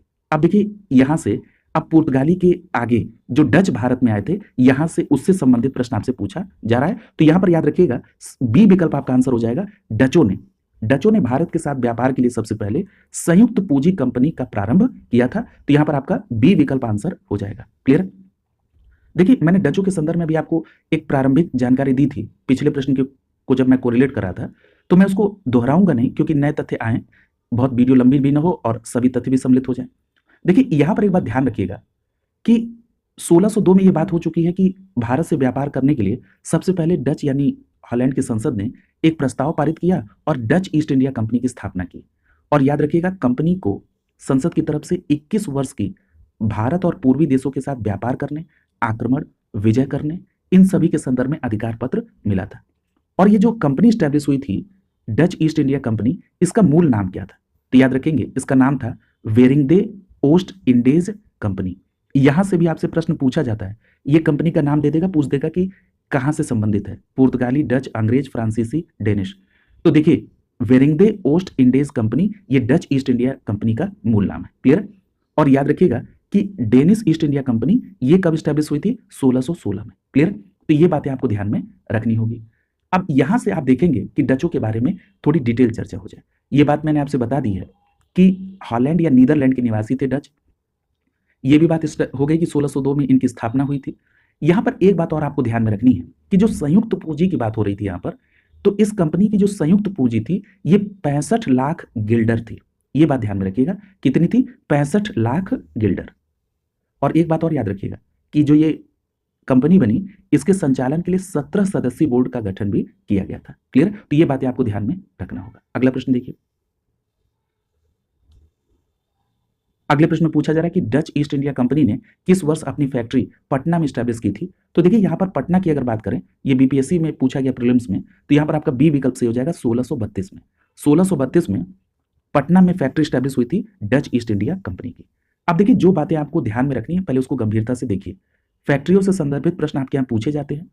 याद रखिएगा, अगर हम बात करें भारत में डचों द्वारा स्थापित फैक्ट्रियों की, तो अगर हम इसमें सबसे पहली फैक्ट्री की बात कर लें तो याद रखेंगे मसूलीपट्टनम आंध्र प्रदेश में 1605 में पहली डचों की फैक्ट्री स्टैब्लिश की गई। क्लियर? कब? 1605 में। 1605 में जो डचों की फैक्ट्री स्टैब्लिश हुई थी ये मसूलीपट्टनम आंध्र प्रदेश में हुई थी। और इसके संस्थापक कौन थे? तो याद रखेंगे संस्थापक का नाम था वांदेर हंगे। ठीक है, क्या नाम था? वांदेर हंगे। क्लियर? तो ये इन्होंने संस्थापक थे। अगर हम बात कर लें कि उसके बाद कहां कहां पर स्टैब्लिश हुई, तो एक और याद रखिएगा, पत्तोपोली में 1608 में, ये आंध्र प्रदेश में ये पत्तोपोली, यहां 1608 में स्टैब्लिश हुई थी। लेकिन आपसे सबसे ज्यादा मसूलीपट्टनम पूछा जाता है 1605 में। एक बात और याद रखिएगा, पुलिकट भी पूछा जाता है। पुलिकट यानी जहां पर फोर्ट गैलरिया बना, ये तमिलनाडु में है पुलिकट। यहां पर 1610 में डचों ने अपनी फैक्ट्री स्टैब्लिश की। एक प्रश्न आपसे पूछा जाता है कि बंगाल में पहली फैक्ट्री कहां पर स्टैब्लिश हुई? तो याद रखेंगे पिपली में हुई। कहां पर? पिपली में पहली फैक्ट्री स्टैब्लिश हुई थी बंगाल में। तो देखिए, डचों की बंगाल में पहली फैक्ट्री कब स्टैब्लिश हुई थी? 1627 में पिपली में स्टैब्लिश हुई थी। क्लियर? तो ये बात स्टेप हो गया। 1632 में आपने ये भी देख लिया कि पटना में स्टैब्लिश हुआ था। क्लियर? सूरत में याद रखिएगा 1616 में। फिर इसी तरह से विमलीपट्टनम, ये भी आंध्र प्रदेश में है, विमलीपट्टनम, यहां पर भी 1641 में डचों की फैक्ट्री स्टैब्लिश हुई। कराईकल की बात करें तो कराईकल कहां पर है? तमिलनाडु में। कराईकल में याद रखिएगा, कराईकल में अगर हम बात कर लें तो 1645 में कराईकल में स्टैब्लिश हुई। चिंसुरा की बात करें तो याद रखेंगे चिंसुरा में जो फैक्ट्री स्टैब्लिश हुई थी डचों की, ये 1653 में हुई थी। क्लियर? बालासोर उड़ीसा में पड़ता है, 1658 में डचों की फैक्ट्री। इसी तरह से नागपट्टिनम, ये 1659 में, यहां पर नागपट्टिनम में डचों की फैक्ट्री। इसी तरह कोचीन में 1663 में स्टैब्लिश हुई थी। क्लियर? ईयर भी याद रखिएगा क्योंकि अब आपसे ईयर भी पूछ रहा है। क्लियर? तो इसको आपको ध्यान में रखना होगा। याद रखिएगा, इसके अलावा भरूच, आगरा, अहमदाबाद, यहां पर भी डचों ने अपनी फैक्ट्री स्टैब्लिश की थी। यहां पर एक बात और याद रखिएगा कि जो डचों की फैक्ट्री स्टैब्लिश हुई थी, इसके जो प्रमुख होते थे फैक्ट्रियों के, उसको फैक्टर कहा जाता था। क्या कहा जाता था? फैक्टर कहा जाता था। यह भी बात आपको ध्यान में रखना होगा। तो ये बात स्पष्ट हो गई ना कि सूरत, भड़ौच, कैम्बे, अहमदाबाद, मसूलीपट्टनम, चिंसुरा, पटना, आगरा, नागपट्टिनम, कोचीन में इनके व्यापारिक केंद्र थे। और मैंने ज्यादातर केंद्रों के स्टैब्लिशमेंट के ईयर भी आपसे डिस्कस कर लिए हैं। यहां पर अगर हम बात कर लें कि डचों के द्वारा किस चीज का व्यापार होता था, तो मुख्य रूप से सूती वस्त्र, सोरा, रेशम, अफीम का व्यापार होता था। यहां पर एक बात और याद रखिएगा कि कई परीक्षाओं में यह भी पूछा गया कि डचों का ये जो व्यापार होता था ये किस जगह से होता था। जैसे अगर पूछा जाए कि मसूलीपट्टनम और सूरत, यहां से डचों का क्या मुख्य व्यापार होता था, तो याद रखेंगे नील का निर्यात होता था। किसका निर्यात होता था? नील का निर्यात होता था। कहां से? मसूलीपट्टनम और सूरत से। इसी तरह से याद रखिएगा पुलिकट से। पुलिकट के बारे में अगर हम बात करें तो पुलिकट से डचों का जो है स्वर्ण पैगोडा यानी सिक्के ढालते थे यहां से। ठीक है? इसी तरह बात करें पोर्टोनोवा का, तो पोर्टोनोवा में डचों का कपड़ा उत्पादन केंद्र था। क्लियर? एक बात और याद रखिएगा कि दो केंद्र थे, एक था नागल वांचे और दूसरा केंद्र था पाल कोल्लू। नागल वांचे और पाल कोल्लू, यहां पर डचों के द्वारा नील उत्पादन और कपड़े की रंगाई का काम होता था। क्लियर? इसी तरह से अगर हम बंगाल से बात करें कि डच क्या निर्यात करते थे, यह प्रश्न आपसे पूछा गया कि बंगाल से डचों का निर्यात क्या होता था, तो मुख्य रूप से याद रखिएगा कि यही सूती वस्त्र, रेशम, अफीम और सोरा, यह बंगाल से डचों के लिए निर्यात होता था। देखिए, अफीम के संदर्भ में आपसे एक प्रश्न पूछा गया कि अफीम जो निर्यात होता था वो कहाँ मुख्य रूप से होता था? तो याद रखेंगे मुख्य रूप से इंडोनेशिया के जावा में और चीन में निर्यात होता था। क्लियर? और ये परवर्ती 17वीं शताब्दी और प्रारंभिक 18वीं शताब्दी में ये निर्यात होता था। और अन्य स्थानों से जो निर्यात होते थे उसमें मसाले, सीसा, नील ये सभी थे। ठीक है? इसी तरह एक प्रश्न पूछा गया कि कोरोमंडल तट के जो बंदरगाह है, जिसमें 2 बंदरगाह का नाम दिया गया बैंटम और बटेविया। बैंटम और बटेविया, यहाँ से वस्त्र निर्यात का कार्य होता था। एक प्रश्न आपसे पूछा गया कि जो डच व्यापारिक व्यवस्था थी, ये किस पर आधारित थी? तो याद रखेंगे जो डचों की व्यापारिक व्यवस्था थी, ये सहकारिता यानी कार्टेल पर आधारित थी। क्लियर है? तो ये सभी बातें आपको ध्यान में रखनी होंगी। और जो डच कंपनी के निदेशक थे, उनको भद्रजन कहा जाता था। भद्रजन 17 कहा जाता। ठीक है? तो ये बात हो गई। इसमें एक बात और याद रखिएगा कि अगर एक ये प्रश्न पूछा जाए कि 17वीं शताब्दी में सबसे ज्यादा रेशमी धागे का उत्पादन किसके द्वारा होता था, तब भी आपका जवाब क्या होगा? डचों के द्वारा। क्लियर? तो ये पूरी बात आप ध्यान में रखेंगे। अगले प्रश्न की तरफ चलिए। पूछा जा रहा है कि बंगाल में निम्नलिखित में से कौन सा कारखाना डचों ने स्थापित किया था? मैंने आपसे कहा था ना, प्रश्न यहां से बनते हैं। अब मैंने बंगाल के संदर्भ में 2 बातें आपसे मुख्य रूप से की थी। मैं आपको फिर से रिकॉल करा दे रहा हूं, क्योंकि फैक्ट है, इनको बार बार अभ्यास करने से ये आपके ध्यान में आ जाएंगे। मैंने आपसे 2 बातें कही बंगाल के संदर्भ में। मैंने आपसे कहा कि बंगाल में जो पहली फैक्ट्री डचों की थी वो पिपली में थी। कब स्टैब्लिश हुई थी? 1627 में। और दूसरी बात मैंने बंगाल के संदर्भ में कही चिंसुरा को लेकर। मैंने चिंसुरा को लेकर आपसे कहा कि चिंसुरा जो कि बंगाल में है, यहाँ पर डचों ने जो फैक्ट्री स्टैब्लिश की वो 1653 में की। क्लियर है? अब आप देखेंगे कि ऑप्शन में पिपली नहीं लेकिन चिंसुरा है, तो यहाँ पर आपका सही जवाब क्या होगा? विकल्प बी सही हो जाएगा। कहाँ पर? चिंसुरा में। देखिए, प्रश्न के आंसर रटने की जो सबसे बड़ी दिक्कत ये है कि अगर मान लीजिए कि ये आपने याद रख लिया चिंसुरा में बंगाल में डचों की फैक्ट्री स्टैब्लिश हुई थी, अगर यही प्रश्न आपसे पूछ दिया जाता कि बंगाल में डचों की पहली फैक्ट्री, तो ऑप्शन में अगर पिपली भी दिया रहे तब तो आपके दिमाग में चिंसुरा चलता रहेगा। क्लियर? तो इसलिए कॉन्सेप्ट को आप अपने फैक्ट के साथ कोरिलेट करके अगर आप विषय को अध्ययन करेंगे तो निश्चित रूप से आपको सफलता मिलेगी। क्लियर? अगला देखिए, अगले प्रश्न में आपसे पूछा जा रहा है कि निम्नलिखित में से किन स्थानों पर डचों के व्यापारिक अड्डे स्टैब्लिश थे? देखिए, अभी बात हुई है, सब पे बात हुई है। नागपट्टनम में था, तमिलनाडु में है, चिंसुरा में भी, मसूलीपट्टनम में भी, सूरत में भी था, भरूच में भी था, आगरा में, कोचीन, अहमदाबाद और पटना में भी था। क्लियर है? तो यहां पर आपका क्या होगा? डी विकल्प सही हो जाएगा। क्लियर है? तो ये बात ध्यान में रखिए। अगला देखिए जरा, पूछा जा रहा है कि डचों के द्वारा भारत में व्यापार के लिए किन बंदरगाहों का उपयोग किया जाता था? अब आप देख रहे हैं, मैंने आपसे ये भी बता दिया किस बंदरगाह से क्या जाता था। अगर ये पूछ लिया जा रहा है कि किस बंदरगाह से भेजा जाता था, तो ये भी तो पूछ सकता है कि यहां से क्या निर्यात होता था। क्लियर? तो ये देखिए पुलिकट, ये आपने देखिए पुलिकट से भी, ठीक है, पुलिकट बंदरगाह भी था। यहां पर आपने ये भी देखा था कि स्वर्ण पैगोडा यानी सिक्के ढालते थे यहाँ। फिर आपने ये भी देखा था कि पुलिकट यहाँ पर ही फोर्ट गैलरिया था और ये 1610 में इस्टेब्लिश किया गया था यहाँ पर फैक्ट्री। मसूलीपट्टनम की बात करें तो मसूलीपट्टनम के संदर्भ में मैंने आपसे ये भी कहा था कि मसूलीपट्टनम और सूरत में डच यहाँ पर नील निर्यात करते थे। क्लियर?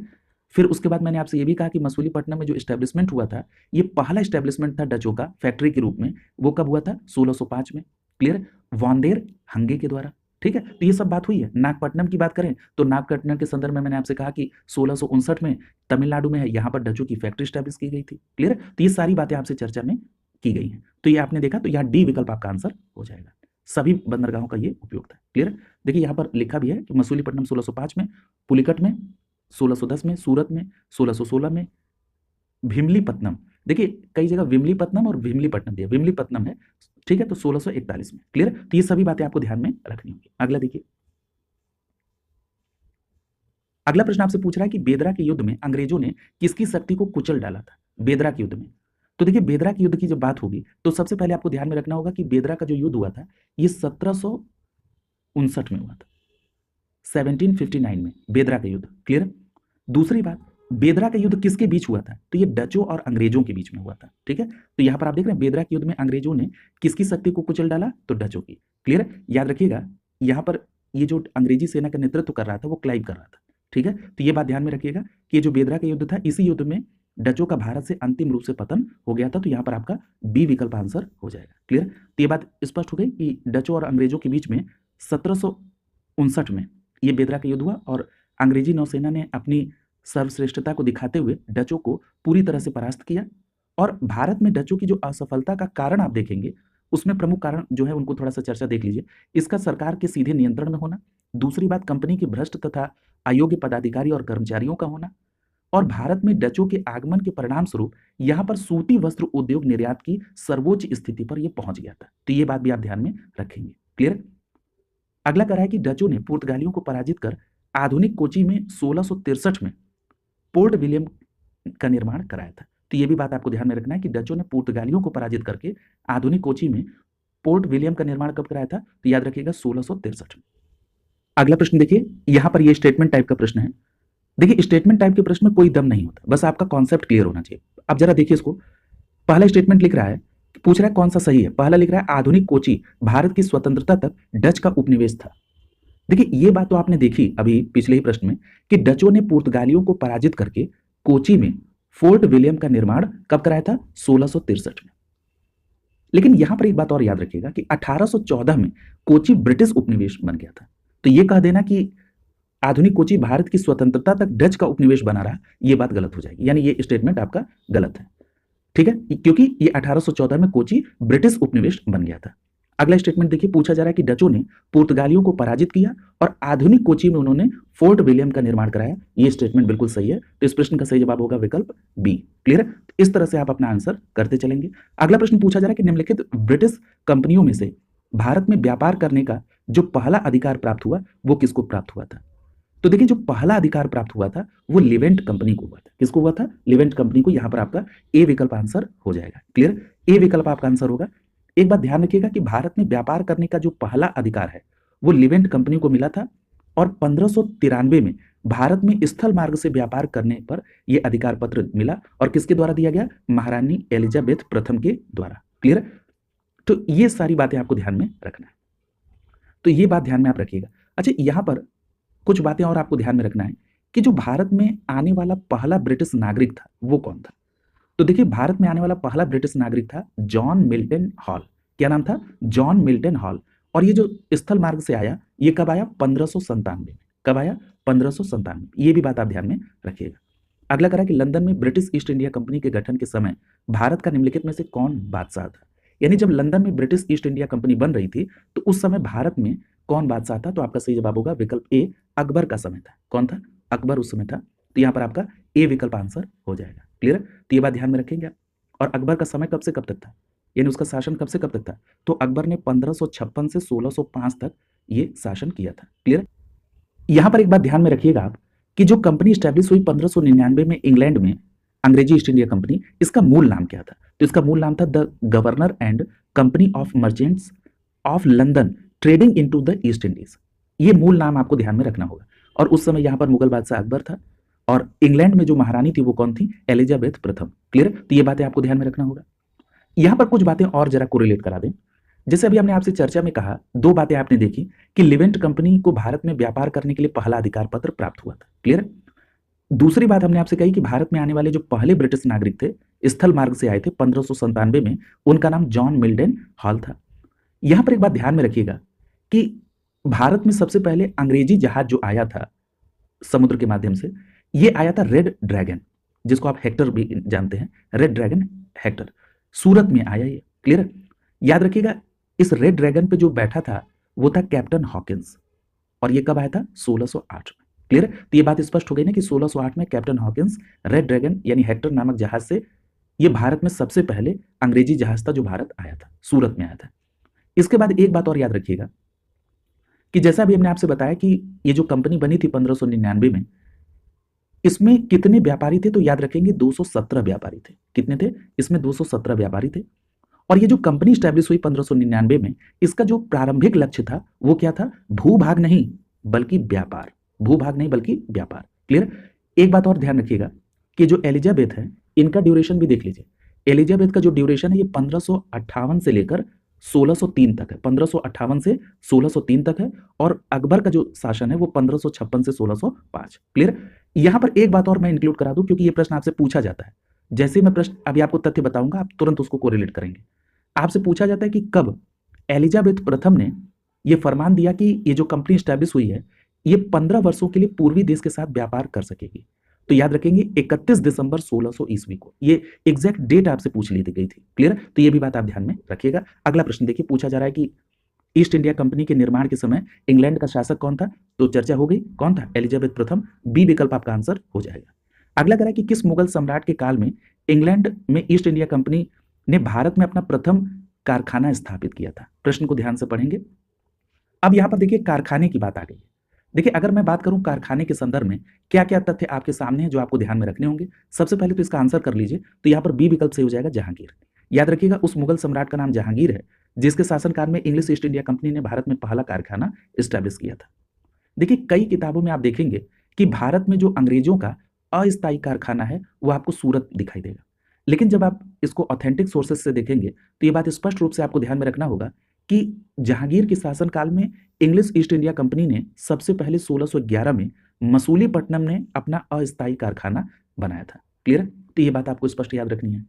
दूसरी बात आपको जो याद रखनी है वो अब देखना है कि कौन कौन से ऐसे लोग हैं जो बादशाह के दरबार में आए ताकि हमको यहाँ पर फैक्ट्री या फोर्ट बनाने की अनुमति मिल पाए। किनको कंपनी ने भेजा यहाँ पर दूत के तौर पर? सबसे पहले बात कर लेते हैं, जो भारत आने वाला जो दूत था उसका नाम था कैप्टन हॉकिंस। याद रखिएगा कि ये जो कंपनी है ईस्ट इंडिया कंपनी, इसने राजा जेम्स प्रथम के पत्र के साथ इस कैप्टन हॉकिंस को 1608 में भारत भेजा। कब भेजा? 1608 में भारत भेजा। क्लियर है? किसके दरबार में? जहांगीर के दरबार में। याद रखिएगा ये पहले हॉकिंस सूरत आया और वहां से आगरा में मुगल दरबार में ये आया। क्लियर है? और ये 1609 में जहांगीर के दरबार में पहुंच जाता है। जहांगीर के शासनकाल की अगर हम बात कर लें तो जहांगीर का शासनकाल 1605 से 1627 तक था। क्लियर है? तो जरा ये इसी के साथ ये क्रम भी आप याद करते चलेंगे। क्लियर है?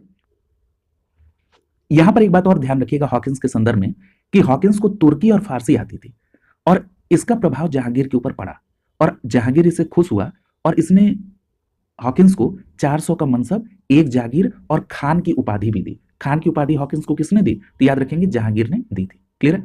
और एक बात और याद रखिएगा कि जो ये हॉकिंस है ये 1611 में भारत से इंग्लैंड जाता है, लेकिन उसके जाने के पहले हॉकिंस के साथ एक दुर्घटना भी हो गई। वो कैसी हो गई और इसमें किसने इस दुर्घटना में मेन सोर्स का काम किया? तो याद रखिएगा पुर्तगालियों ने जहांगीर को उकसाना शुरू किया कि वो कैप्टन हॉकिंस को आगरा से बाहर निकाले और जहांगीर इस पर सहमत भी हो गया। पुर्तगालियों के द्वारा उकसाने पर जहांगीर ने कैप्टन हॉकिंस को आगरा से बाहर निकाला और उसके बाद 1611 में हॉकिंस इंग्लैंड चला गया। यहां पर कैप्टन हॉकिंस के संदर्भ में एक बात और ध्यान में आप रखिएगा कि ये जो हॉकिंस है इसके साथ विलियम फिंच भी आया था। कौन आया था? विलियम फिंच आया था। ये वही विलियम फिंच है जिसने अनारकली की दंत कथा का वर्णन किया है। क्लियर? तो ये भी बात आपको ध्यान में रखनी होगी। यहां पर दूसरी बात ध्यान में आपको जो रखना है वो ध्यान में ये रखना है कि जो मूल प्रश्न आपसे पूछा गया था कि 6 फरवरी 1613 को जहांगीर के द्वारा एक सहमति पत्र मिल जाता है और उसके बाद सूरत में अंग्रेजों की पहली स्थायी फैक्ट्री स्टैब्लिश हो जाती है। क्लियर है? अच्छा, जहांगीर ने 1613 में सूरत में अंग्रेजों को स्थायी फैक्ट्री जो खोलने की अनुमति दी, उसके अगर हम कारण पर ध्यान दें तो एक अंग्रेज अधिकारी थे जिनका नाम था थॉमस बेस्ट।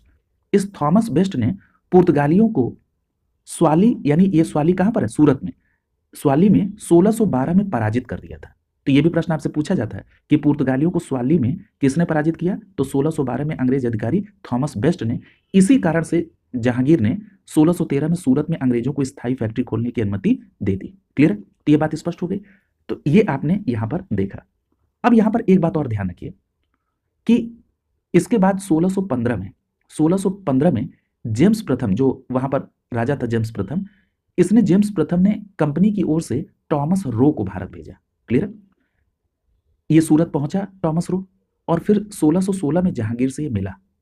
3 वर्षों तक ये भारत में रहा और मुख्य रूप से अपना जो समय बिताया इसने टॉमस रो ने वो अजमेर, मांडू और इलाहाबाद में भी बिताया। और याद रखिएगा फरवरी 1619 में ये टॉमस रो इंग्लैंड वापस चला गया। क्लियर है? तो याद रखेंगे जो हॉकिंस आया था ये कब आया था? तो आपने ये देखा कि 1608 में ये भारत भेजा गया था। ठीक है? और ये 1611 में यहां से वापस गया। 1609 में जहांगीर के दरबार में जाकर उससे मिलता है। लेकिन अगर हम बात करें टॉमस रो की तो टॉमस रो सूरत पहुंचा था 1616 में और 1619 तक, यानी 3 वर्षों तक वो भारत में रहता है। ठीक है?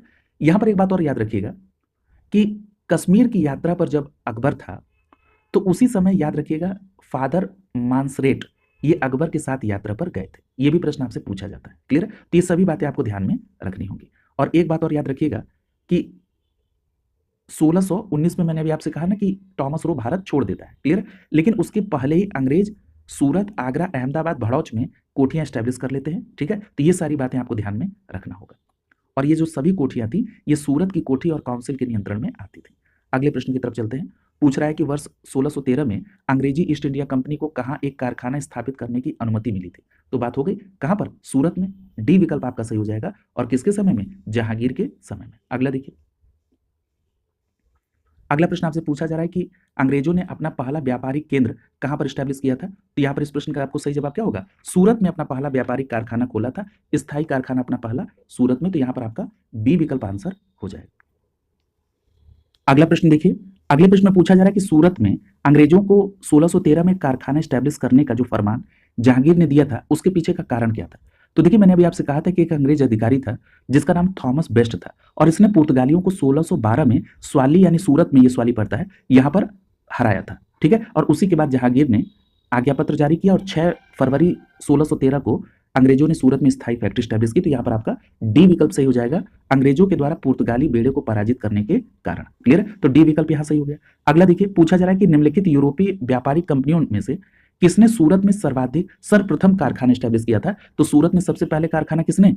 याद रखिएगा, अंग्रेजों ने। यहां पर आपका बी विकल्प सही हो जाएगा, 6 फरवरी 1613 को जहांगीर से आज्ञा पत्र प्राप्त करके। अगला कह रहा है कि ईस्ट इंडिया कंपनी के प्रारंभिक दौर में वेस्टर्न प्रेसिडेंसी कहां थी? तो देखिए, यहां पर आपका सही जवाब क्या होगा? विकल्प ए सही हो जाएगा, सूरत में। क्लियर है? कहां पर थी? सूरत में। तो यहां पर आपका ए विकल्प सही हो जाएगा। देखिए, प्रश्न को बस पूछने का तरीका बदला है, तो ये बात आपको ध्यान में रखनी होगी।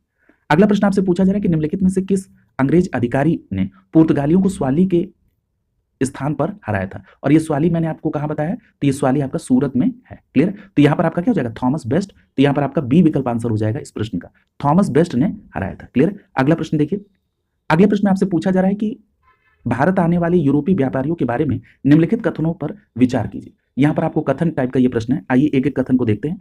सबसे पहला कथन लिखा है कि sir Thomas Roe east India company के प्रतिनिधि के रूप में जहांगीर के दरबार में आए और सूरत में कारखाना खोलने की अनुमति दी गई। क्लियर? तो देखिए, एक बात आपको ध्यान में रखना होगा कि ये जो थॉमस रो है ये भारत कब आया था? अगर आपको ये पता है तो ये प्रश्न आप बहुत आसानी से कर ले जाए। मैंने आपसे कहा था कि ये आया था 1615 और सूरत में स्टैब्लिश कब हुआ था कारखाना? 6 फरवरी 1613 को। तो दोनों विरोधाभासी हैं। कह रहा है कि Thomas Roe east India company के प्रतिनिधि के रूप में जहांगीर के दरबार में आया और सूरत में कारखाना खोलने की अनुमति मिल गई। ये स्टेटमेंट बिल्कुल गलत है। क्लियर? तो ये पहला स्टेटमेंट गलत हो गया। भाई आया ही 15 में और 1613 में स्थायी फैक्ट्री सूरत में खुल गई थी। दूसरा स्टेटमेंट कह रहा है कि पुर्तगालियों के उकसाने पर कैप्टन हॉकिंस को मुगलों द्वारा आगरा से बाहर निकाल दिया गया और वो मुगल कौन था? शासक जहांगीर था। क्लियर? तो ये भी बात मैंने आपसे बता दी कि पुर्तगालियों ने जहांगीर को उकसाया कि ऐसा कैप्टन हॉकिंस को आगरा से भगाओ। ये स्टेटमेंट सही है। और उसके बाद 1611 में हॉकिंस इंग्लैंड चला जाता है। अगला कह रहा है कि कश्मीर की यात्रा पर फादर मॉन्सरेट ये अकबर के साथ गए थे। तो ये भी बात सही है। मैंने अभी एक चर्चा के दौरान अकबर का जब जिक्र आया था तो मैंने बताया था आपको, ये प्रश्न आपसे पूछा जाता है, कई बार पूछा गया कि कश्मीर की यात्रा पर फादर मॉन्सेरेट ये अकबर के साथ गए थे। तो यहाँ पर आपका 2 और 3 यानी यहाँ पर ए विकल्प आपका सही हो जाएगा। दूसरा और तीसरा स्टेटमेंट यहाँ पर सही है। क्लियर? देखिए, आने की जो बात बार बार यहाँ पर रिपीट हो रही है उसको रिपीट नहीं किया जाएगा। बस ये बात ध्यान में रखना है, कश्मीर की यात्रा पर अकबर के साथ फादर मॉन्सरेट थे। हॉकिंस 1608 में जेम्स प्रथम का दूत बनकर भारत आया था और सबसे पहले वो सूरत पहुंचा, उसके बाद वहां से आगरा जहांगीर से मिलने के लिए आया। मैंने आपसे ये भी बताया कि ये हॉकिंस जो था ये तुर्की और फारसी जानता था। इसने जहांगीर पर प्रभाव डाला और जहांगीर ने उसको 400 मनसब और जागीर आदि देने के लिए निर्णय किया। लेकिन पुर्तगालियों ने जहांगीर के कान भरने शुरू किए और जहांगीर को आगरा से बाहर निकलवा दिया।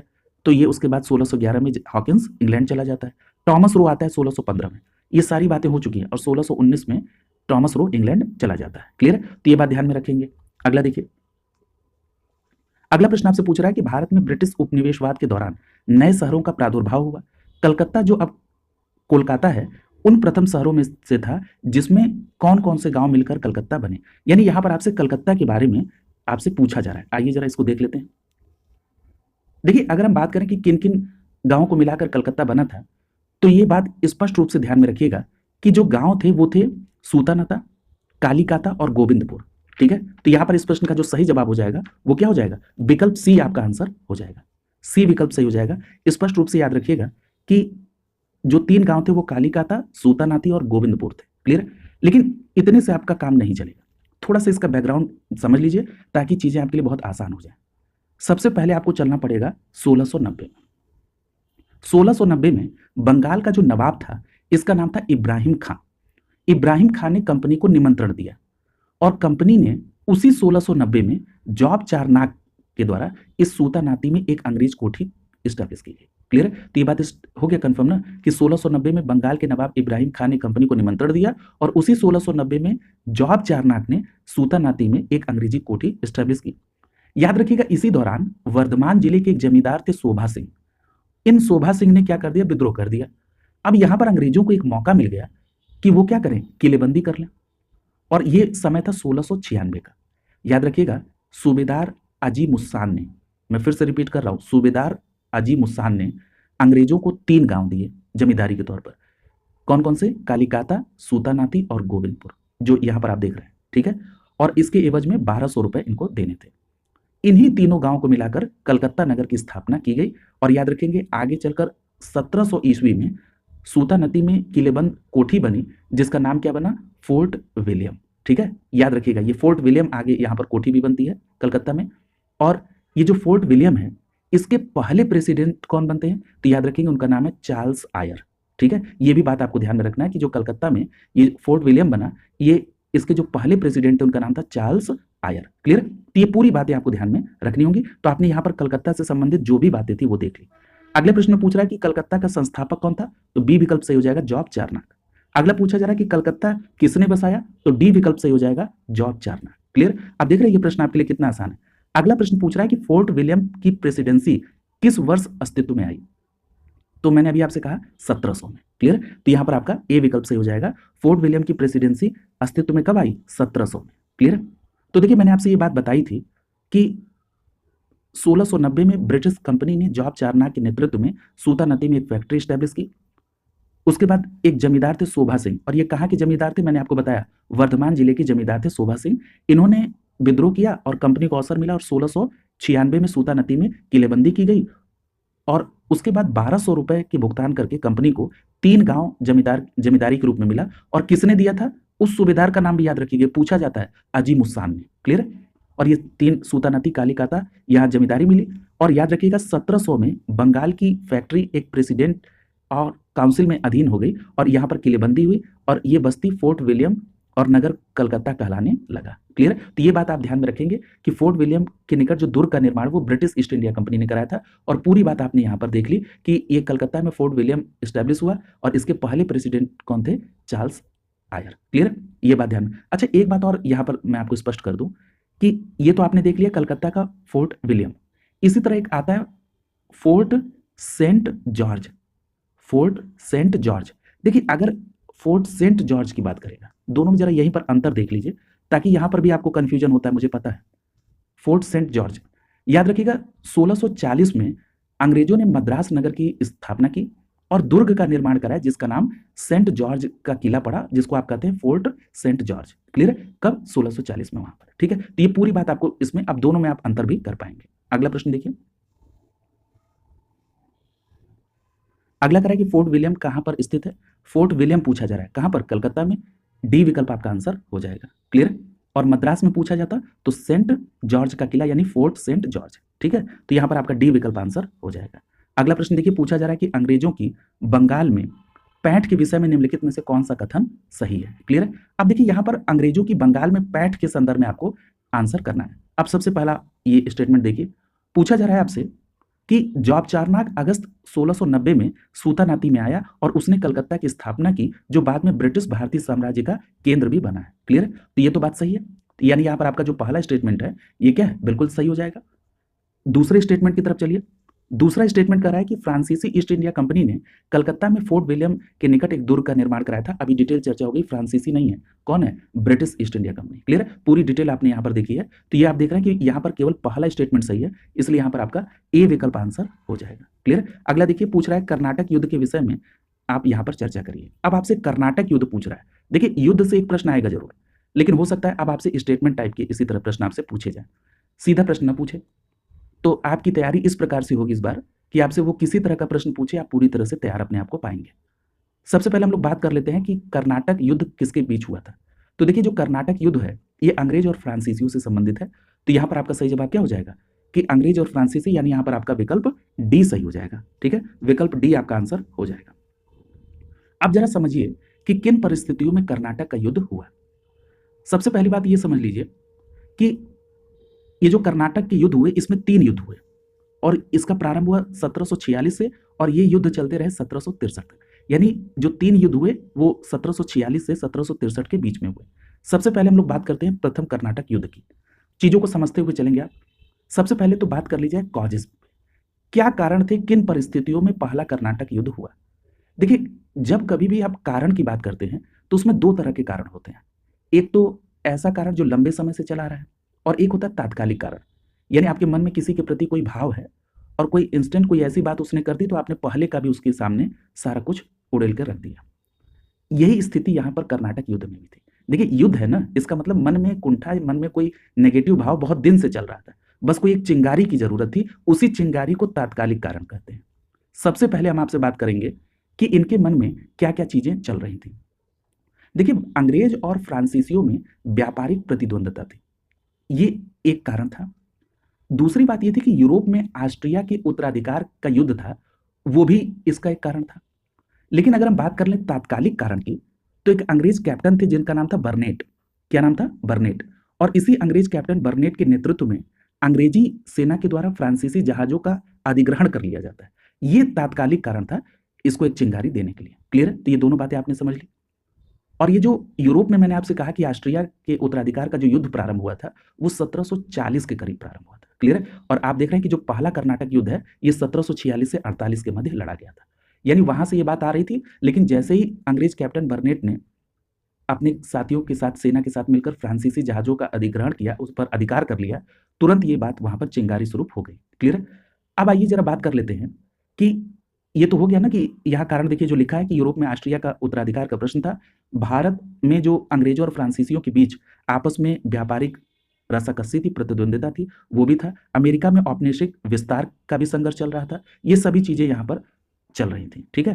तो ये तो तात्कालिक कारण थे किसके? कर्नाटक के पहले युद्ध के। और कर्नाटक का पहला युद्ध कब से कब तक आपने देखा? 1746 से लेकर 1748 तक।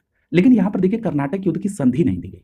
याद रखिएगा, जो पहला कर्नाटक युद्ध समाप्त हुआ वो ए ला सापल संधि के द्वारा हुआ। किसके द्वारा? ए ला सापल संधि। और यह संधि कब हुई थी? 1748 में। याद रखिएगा, ये जो ए ला सापल संधि हुई 1748 में, इसमें अंग्रेजों को भारत में मद्रास मिल गया और फ्रांसीसियों को उत्तरी अमेरिका में लुइस बर्ग पर फिर से अधिकार मिल गया इस संधि के द्वारा। क्लियर? तो ये बात स्पष्ट हो गई। यहां पर एक बात और याद रखिएगा कि जो पहला कर्नाटक युद्ध हुआ 1746 से 48 तक, इसी दौरान एक और युद्ध लड़ा गया जिसको अडियार का युद्ध कहते हैं। कौन सा युद्ध कहते हैं? अडियार का युद्ध। और ये जो अडियार का युद्ध या इसको सेंट थोमे का युद्ध भी कहते हैं। तो सेंट थोमे या अडियार का युद्ध, और ये कब हुआ? तो ये हुआ 1748 में। कब हुआ? 1748 में। एक बात और स्पष्ट याद रखिएगा कि जो अडियार का युद्ध है, ये युद्ध कर्नाटक के नवाब अनवरुद्दीन की सेना और कैप्टन पैराडाइज के अधीन जो फ्रांसीसी सेना थी उसके बीच हुआ। तो अगर आपसे डीप में जाकर अडियार का युद्ध पढ़े पूछा जाए तो आप बताने की स्थिति में हैं। 1748 में कर्नाटक के नवाब क्या नाम था? अनवरुद्दीन, इसकी सेना थी, और कैप्टन पैराडाइज था जो किसके अधीन? ये किसकी तरफ से था? फ्रांसीसी सेना का नेतृत्व कर रहा था। क्लियर है? इन दोनों के बीच युद्ध होता है, इसमें फ्रांसीसी सेना जीत जाती है। क्लियर है? अगर हम बात करें कि इस युद्ध के बाद, याद रखिएगा, ये जो पहला कर्नाटक युद्ध था, इसके बाद ड्यूप्ले को हैदराबाद में किसको नियुक्त किया, ये भी प्रश्न पूछ देता है। तो याद रखेंगे बुसी को नियुक्त किया। तो याद रखेंगे प्रथम कर्नाटक युद्ध के बाद ड्यूप्ले के द्वारा हैदराबाद में बुसी को तैनात किया गया। क्लियर? तो ये सभी बातें आपको ध्यान में रखनी होंगी। अगला देखिए, अगला जो युद्ध है वो है द्वितीय कर्नाटक युद्ध। और जो द्वितीय कर्नाटक युद्ध है ये 1749 से 1754 के बीच में चला। देखिए, 1749 से 1754 के बीच में जो युद्ध चला, तो फिर मैंने अभी बात कही आपसे कि इसमें कई सारे कारण रहे होंगे कि फिर से युद्ध का नौबत आ गई। तो देखिए, यहां पर इसके कारण में लिख रहा है कि हैदराबाद और कर्नाटक की गद्दी पर उत्तराधिकार का एक प्रश्न खड़ा हो गया। अब यहां पर केवल इतने से बात नहीं बनेगी, क्योंकि आपसे प्रश्न पूछा जाता है। तो पूछा जाता है तो मैं उसको आपको एक्सप्लेन कर देता हूं। हम लोग सबसे पहले बात कर लेते हैं हैदराबाद के उत्तराधिकार संघर्ष की। यहां पर आपको 2 नाम केवल ध्यान में रखना है। एक नाम याद रखना है मुजफ्फर जंग का, और दूसरा नाम याद रखना है नासिर जंग का। हैदराबाद में जो उत्तराधिकार का संघर्ष हुआ था, इन्हीं दोनों के बीच हुआ, मुजफ्फर जंग और नासिर जंग के बीच। और हैदराबाद के उत्तराधिकार संघर्ष में ये अंग्रेज और फ्रांसीसी अपने अपने गोल बना लिए। अभी हम चर्चा करेंगे उसकी। दूसरी बात कर लीजिए कर्नाटक में उत्तराधिकार संघर्ष की। जो कर्नाटक में उत्तराधिकार का संघर्ष हुआ था, वो कर्नाटक के तत्कालीन नवाब अनवरुद्दीन और वहां के भूतपूर्व नवाब दोस्त अली के दामाद, उनका नाम था चांदा साहब, इन दोनों के बीच हुआ। यानी जो कर्नाटक का उत्तराधिकार संघर्ष हुआ था वो अनवरुद्दीन और चांदा साहब के बीच हुआ था। चांदा साहब का इंट्रो क्या है कि ये वहां के पूर्व नवाब दोस्त अली के दामाद हैं। ठीक है, अब देखिए मैंने आपसे कहा था ना कि अंग्रेज और फ्रांसीसियों ने ग्रुप बना लिया था। अंग्रेजों ने यहां पर अनवरुद्दीन का साथ दिया था और हैदराबाद वाली स्थिति में नासिर जंग का साथ दिया था। यानी अंग्रेज ने नासिर जंग और अनवरुद्दीन का साथ दिया, और वहीं पर जो फ्रांसीसी थे उन्होंने हैदराबाद में मुजफ्फर जंग का और यहाँ पर कर्नाटक में चांदा साहब का समर्थन किया था। क्लियर? तो ये बात पूरी क्लियर हो गई। तो ये बात तो आपने देख ली कि जो दूसरा कर्नाटक युद्ध है इसमें जो उत्तराधिकार का संघर्ष था वो किस प्रकार से था। यहां पर एक बात और याद रखिएगा कि ये जो कर्नाटक का युद्ध आप देख रहे हैं 1749 से 1754 के बीच में, इसी में एक अर्काट घेरा भी है। अर्काट घेरा का संबंध कब से है? तो याद रखेंगे अर्काट घेरा का मतलब 1751। अर्काट घेरा में, अच्छा ये अर्काट घेरा क्या है? एक लाइन में समझ लीजिए कि रॉबर्ट क्लाइव ने धारवाड़ पर धावा बोलकर वहां पर कब्जा कर लिया। और आपको ये भली बात परिचित है कि ये जो समय है, जिस समय के बारे में हम लोग बात कर रहे हैं, इस समय दक्षिण भारत में फ्रांसीसियों का प्रभाव अपने पूरे चरम पर था, और उस समय यहां पर रॉबर्ट क्लाइव का ये हस्तक्षेप ये बिल्कुल विरोध करने के लिए पर्याप्त था। ठीक है, तो ये सारी चीजें, और ये याद रखिएगा कि ये जो अर्काट घेरा है इसमें जो परिणाम निकला वो क्लाइव की इसमें जीत हुई थी, क्लाइव की बहुत वाहवाही हुई। क्लियर? यहां पर एक बात और याद रखिएगा कि ये जो द्वितीय कर्नाटक युद्ध है इसमें एक बात आपको ये ध्यान में रखना है कि इसमें संधि होती है, पौंडीचेरी की संधि, वो 1755 में होती है। एक बात और यहां पर आपको स्पष्ट कर दें कि इसी दौरान फ्रांसीसियों ने यानी फ्रांसीसी सरकार ने डुप्ले को 1754 में फ्रांस वापस बुला लिया। कब बुला लिया? 1754 में डुप्ले को फ्रांस वापस बुला लिया, और इसकी जगह पर उत्तराधिकारी बनाकर किसको भेजा गया? तो याद रखेंगे चार्ल्स रॉबर्ट गोडे हेयू डे जेमेटो को। किसको भेजा गया? रॉबर्ट गोडे हेयू डे जेमेटो को भेजा गया। क्लियर? तो ये बात ध्यान में आप रखेंगे।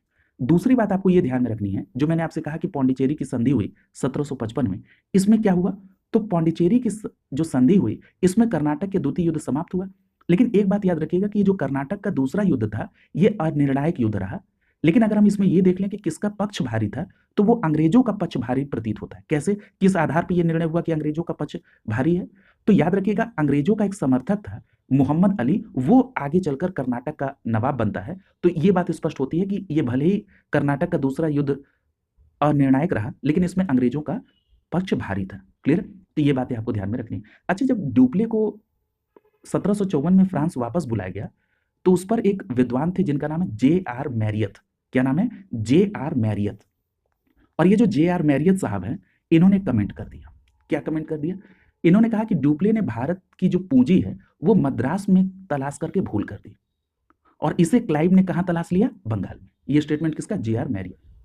अगर हम बात कर लें अब तृतीय कर्नाटक युद्ध की, तो देखिए तृतीय कर्नाटक युद्ध के संदर्भ में एक बात ध्यान में रखिएगा कि यूरोप में जो अंग्रेजों और फ्रांसीसियों के मध्य जो सप्तवर्षीय युद्ध का प्रारंभ हुआ था, इसी के कारण इसी का प्रभाव भारत में भी हुआ, और यहां पर भी इन दोनों पक्षों यानी अंग्रेजों और फ्रांसीसियों के बीच में युद्ध प्रारंभ हो गया। क्लियर? और ये जो यूरोप में अंग्रेजों और फ्रांसीसियों के बीच सप्तवर्षीय युद्ध का प्रारंभ हुआ ये 1756 में हुआ था। अगर हम बात कर ले कर्नाटक के तृतीय युद्ध के तात्कालिक कारण की, तो देखिए रॉबर्ट क्लाइव और वाटसन के द्वारा जो बंगाल में चंद्रनगर पर अधिकार किया गया ये एक तात्कालिक कारण था। यहां पर एक बात और याद रखिएगा कि इसी कर्नाटक के तृतीय युद्ध के दौरान वांडीवास का भी युद्ध होता है, जिसकी चर्चा मैंने अभी पीछे ही एक प्रश्न में की थी। याद रखिएगा जो वांडीवास का युद्ध है ये 22 जनवरी 1760 को हुआ था। वांडीवास का युद्ध 22 जनवरी 1760 को हुआ था। इसमें अंग्रेजों ने फ्रांसीसियों को बुरी तरह से पराजित कर दिया था, और बाकी कारण भी पूर्व में चर्चा हो चुकी है। एक बात यहां पर और ध्यान में रखिएगा कि इस वांडीवास के युद्ध में अंग्रेजी सेना का नेतृत्व आयरकूट ने किया था, और फ्रांसीसी सेना का जो नेतृत्व है ये काउंट दी लाली ने किया था। अंग्रेजी सेना का नेतृत्व आयरकूट और फ्रांसीसी सेना का नेतृत्व काउंट द लाली ने किया था। क्लियर? एक बात और यहां पर याद रखिएगा कि जो कर्नाटक का युद्ध है इसमें एक संधि भी देखने को मिलती है। ये संधि मुख्य रूप से हुई थी यूरोप में फ्रांसीसियों और अंग्रेजों के मध्य में, जिसको आप देखते हैं कि ये 10 फरवरी 1763 में हुई थी। कब हुई थी? 10 फरवरी 1763 में हुई थी, और इसी पेरिस की संधि के द्वारा भारत में भी यहां पर संधि हुई। क्लियर है? और यहां पर ये युद्ध रुका। क्लियर है? तो ये पूरी बात आपको ध्यान में रखनी होगी कर्नाटक युद्ध के संदर्भ में। अगला देखिए, अगले प्रश्न में पूछा जा रहा है कि निम्नलिखित में से कौन सा एक अंग्रेज और फ्रांसीसी के बीच पहले कर्नाटक युद्ध का मूल कारण है। यहाँ पर पहले कर्नाटक युद्ध और मूल कारण, देखिए एक बात और ध्यान रखिएगा कि हो सकता है कि कई सारे कारण सिमिलर हो, लेकिन यहाँ पर आपको यह भी ध्यान में रखना है कि कौन सा मूल कारण था। कर है पहला, कर्नाटक की मूल राजनीति में अंग्रेज और फ्रांसीसियों की भागीदारी। दूसरा कह रहा है, अब आप देखिए इसके संदर्भ में भी आप पढ़ चुके हैं कि कर्नाटक में जो उत्तराधिकार संघर्ष हुआ था, इसके कारण ये कर्नाटक के दूसरे युद्ध का तात्कालिक कारण था। आगे और देखिए, अंग्रेजों को दक्षिण से बाहर निकालने के लिए ड्यूप्ले की महत्वाकांक्षा, अंग्रेजों तथा फ्रांसीसियों के बीच व्यापार प्रतिस्पर्धा, ये भी कारण थी। लेकिन मूल कारण यहां पर देखिए डी में लिखा हुआ है, जो जिसके वजह से ये बात उठी वो यूरोप में ऑस्ट्रिया के उत्तराधिकार का युद्ध था। क्लियर है? तो ये बात आप ध्यान में रखेंगे कि मूल कारण क्या है, ऑस्ट्रिया राज्य प्राप्ति का युद्ध, जिसकी वजह से ब्रिटेन और फ्रांस का विश्व के सभी भागों में एक दूसरे का वो शत्रु बन गए थे, ये मूल कारण था। क्लियर? और तात्कालिक कारण तो मैंने आपको बताया था कि अंग्रेज कैप्टन बर्नेट के द्वारा जो अंग्रेजी सेना के नेतृत्व करते हुए फ्रांसीसी जहाजों का अधिकार कर लिया गया, ये एक कारण था। अगला करा कि एक्स ला शैपेल जो संधि हुई 1748 में, इसके संदर्भ में कौन सा कथन सही है। पहला करा कि प्रथम कर्नाटक युद्ध की समाप्ति, बिल्कुल सही है। अगला करा कि अंग्रेजों को मद्रास की पुनर्प्राप्ति। अब देखिए यही होता है, पूरे कॉन्सेप्ट पर बात हुई थी। मैंने आपसे कहा था कि ये जो 1748 की एक्स ला शैपेल संधि है, इसके तहत अंग्रेजों को भारत में मद्रास और फ्रांसीसियों को उत्तरी अमेरिका में लुइसबर्ग मिला था। ये दूसरा भी सही है। तो इस प्रश्न में जो सही आंसर होगा वो क्या होगा, सी विकल्प सही हो जाएगा। पहला और दूसरा दोनों स्टेटमेंट यहाँ पर सही है। क्लियर? तो ये पूरी बात आपको ध्यान में रखनी है कि प्रथम कर्नाटक युद्ध 1746 से 48, इसमें जो एक्स ला शैपेल संधि हुई 1748 में, अंग्रेजों को मद्रास मिल गया और फ्रांसीसियों को उत्तर अमेरिका में लुइसबर्ग मिल गया। क्लियर? यहाँ पर एक बात और ध्यान रखिएगा कि डाडवेल महोदय ने इसमें एक कमेंट भी कर दिया। इन्होंने क्या कहा कि इससे समुद्री शक्ति के अत्यधिक प्रभाव का प्रदर्शन हुआ और भारतीय फौज की युद्ध पद्धति पर यूरोपीय युद्ध पद्धति के महत्वपूर्ण होने का प्रदर्शन हुआ। क्लियर? तो ये भी बात ध्यान में रखेंगे, ये स्टेटमेंट है डाडवेल का। अगला देखिए, पूछा जा रहा है कि 1760 में जो वांडीवास का युद्ध हुआ, इसमें अंग्रेजों द्वारा किसके खिलाफ पड़ा। तो ये तो डिटेल आप समझ गए हैं, फ्रांसीसियों के खिलाफ। ये ए विकल्प सही हो जाएगा, बुरी तरह से इनको पराजित भी कर दिया गया। और ये आप जानते हैं कि जो वांडीवास का युद्ध हुआ था, ये किस समय हुआ था, तो कर्नाटक के तीसरे युद्ध के दौरान हुआ था। क्लियर? और इसमें अंग्रेजी जो सेना थी, इसका नेतृत्व आयरकोट ने किया था, और जो फ्रांसीसी सेना थी, इसका नेतृत्व काउंट द लाली के द्वारा किया गया था। इसकी चर्चा मैंने अभी आपसे की भी थी। अगला देखिए, पूछा जा रहा है कि उस फ्रांसीसी सेनापति का नाम बताइए जो 1760 में वांडीवास के युद्ध में पराजित हुआ था। तो उस फ्रांसीसी सेनापति का नाम क्या है, तो अभी आपने देखा कि जो नेतृत्व कर रहा था वो काउंट द लाली था, तो यही पराजित हुआ। ए विकल्प आपका आंसर हो जाएगा। देखिए प्रश्न को बस पूछने का तरीका बदलता है। अगला करा है कि निम्नलिखित युद्धों में से किस एक ने भारत में फ्रेंच के भाग्य का निर्णय किया, तो वो कौन सा है, वांडीवास के युद्ध। और कब हुआ था, वांडीवास के युद्ध 22 जनवरी 1760 को। डी विकल्प यहां पर सही हो जाएगा। अगला प्रश्न करा है कि निम्नलिखित में से कौन सा सही सुमेलित है। यहां पर देखिए ए विकल्प में लिखा हुआ है बक्सर का युद्ध। देखिए बक्सर के युद्ध के बारे में डिटेल चर्चा पिछली क्लास में हो चुकी है। बक्सर का युद्ध आपको मैं बस संक्षिप्त में रिकॉल करा रहा हूं। 1764 में हुआ था, 22 अक्टूबर 1764 को। किसके बीच हुआ था, बस ये देख लीजिए। ये अंग्रेज और एक त्रिगुट था, मीर कासिम सुजाउद्दौला जो अवध का नवाब था, और शाह आलम द्वितीय। क्लियर? इसी के बाद आपने देखा था इलाहाबाद की 2 संधियां भी होती हैं। ठीक है, तो ये करा मीर जाफर के विरुद्ध क्लाइव, तो ये बिल्कुल गलत है। क्लियर? तो यहां पर आपने देख लिया कि ये ए नहीं होगा। वांडीवास का युद्ध तो याद रखिएगा, ये फ्रांसीसी विरुद्ध ईस्ट इंडिया, ये बिल्कुल सही 1760 में, ये अभी आपने पढ़ा भी है इसको। तो यहां पर आपका बी विकल्प सही हो जाएगा, ये बिल्कुल सही है। क्लियर? अच्छा, ये जो खरदा का युद्ध आप देख रहे हैं, ये खरदा का युद्ध किसके बीच हुआ था, तो देखिए खरदा का युद्ध के बारे में एक बात समझ लीजिए, आगे इस पर चर्चा भी होगी। ये 11 मार्च, ये जो खरदा का युद्ध है, ये 11 मार्च 1795 को, 11 मार्च 1795 को हैदराबाद के निजाम और मराठा साम्राज्य के बीच हुआ था, जिसमें मराठा साम्राज्य जीत जाता है। और ये जो खरदा जगह है, ये वर्तमान में महाराष्ट्र में जो अहमदनगर है वही है ये। क्लियर? तो ये बात ध्यान में रखिएगा। अगला करा है वांडीवास की युद्ध 1760 में, बिल्कुल सही है। और किसके बीच हुआ, तो ये ब्रिटिश और फ्रेंच, और ब्रिटिशर्स ने फ्रेंच वालों को हरा दिया। तो यहां पर आपका सी विकल्प आंसर हो जाएगा। अगला प्रश्न देखिए, अगला करा है कि पुर्तगालियों के विरुद्ध अंग्रेजों की सफलता के निम्नलिखित में से कौन सा कारण नहीं है। अब आपको कौन सा कारण नहीं है इसकी तलाश करनी है। अब देखिए प्रश्न को थोड़ा सा समझिए, अगर आपने थोड़ी सी लापरवाही की तो मामला गलत हो जाएगा। अब एक एक स्टेटमेंट को पढ़ते चलिए। भारत में पुर्तगाली की बढ़ती अलोकप्रियता, पुर्तगालियों के विरुद्ध अंग्रेजों की सफलता, तो भारत में पुर्तगालियों के विरुद्ध अलोकप्रियता बढ़ रही थी, तो ये बात बिल्कुल सही है।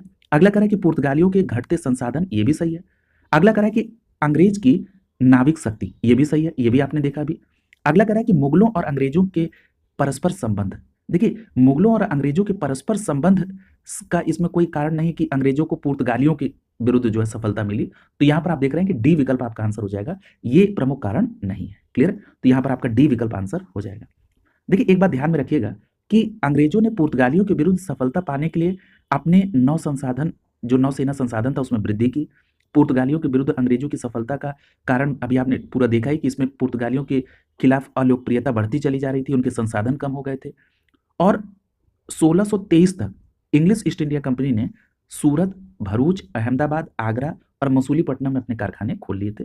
क्लियर। तो अगला देखिए, पूछा जा रहा है कि 17वीं शताब्दी के पहले चतुर्थांश में निम्नलिखित में से इंग्लिश ईस्ट इंडिया कंपनी का कारखाना कहां पर स्टैब्लिश हुआ था।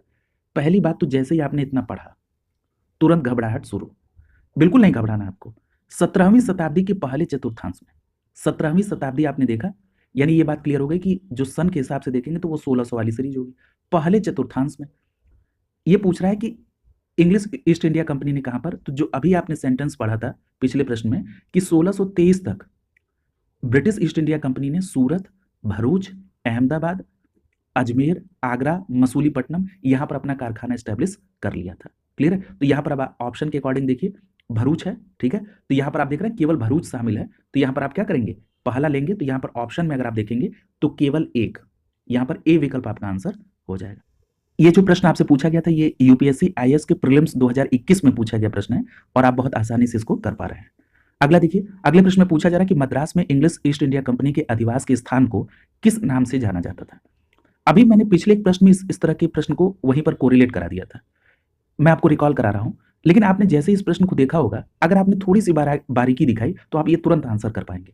मैंने जब आपसे कलकत्ता के संदर्भ में चर्चा की थी तो मैंने आपसे ये बताया था कि 1700 ईस्वी में जब ये फोर्ट विलियम किला बना, नाम रखा गया, जब वहां पर ये जो किलेबंदी कोठी थी उसका नाम क्या रखा गया, फोर्ट विलियम, 1700 में। और मैंने आपसे ये भी कहा था कि सर चार्ल्स आयर इसके पहले प्रेसिडेंट हुए थे, तो मैंने वहीं पर कोरिलेट कराया था फोर्ट सेंट जॉर्ज को, और मैंने ईयर क्या बताया था, 1640।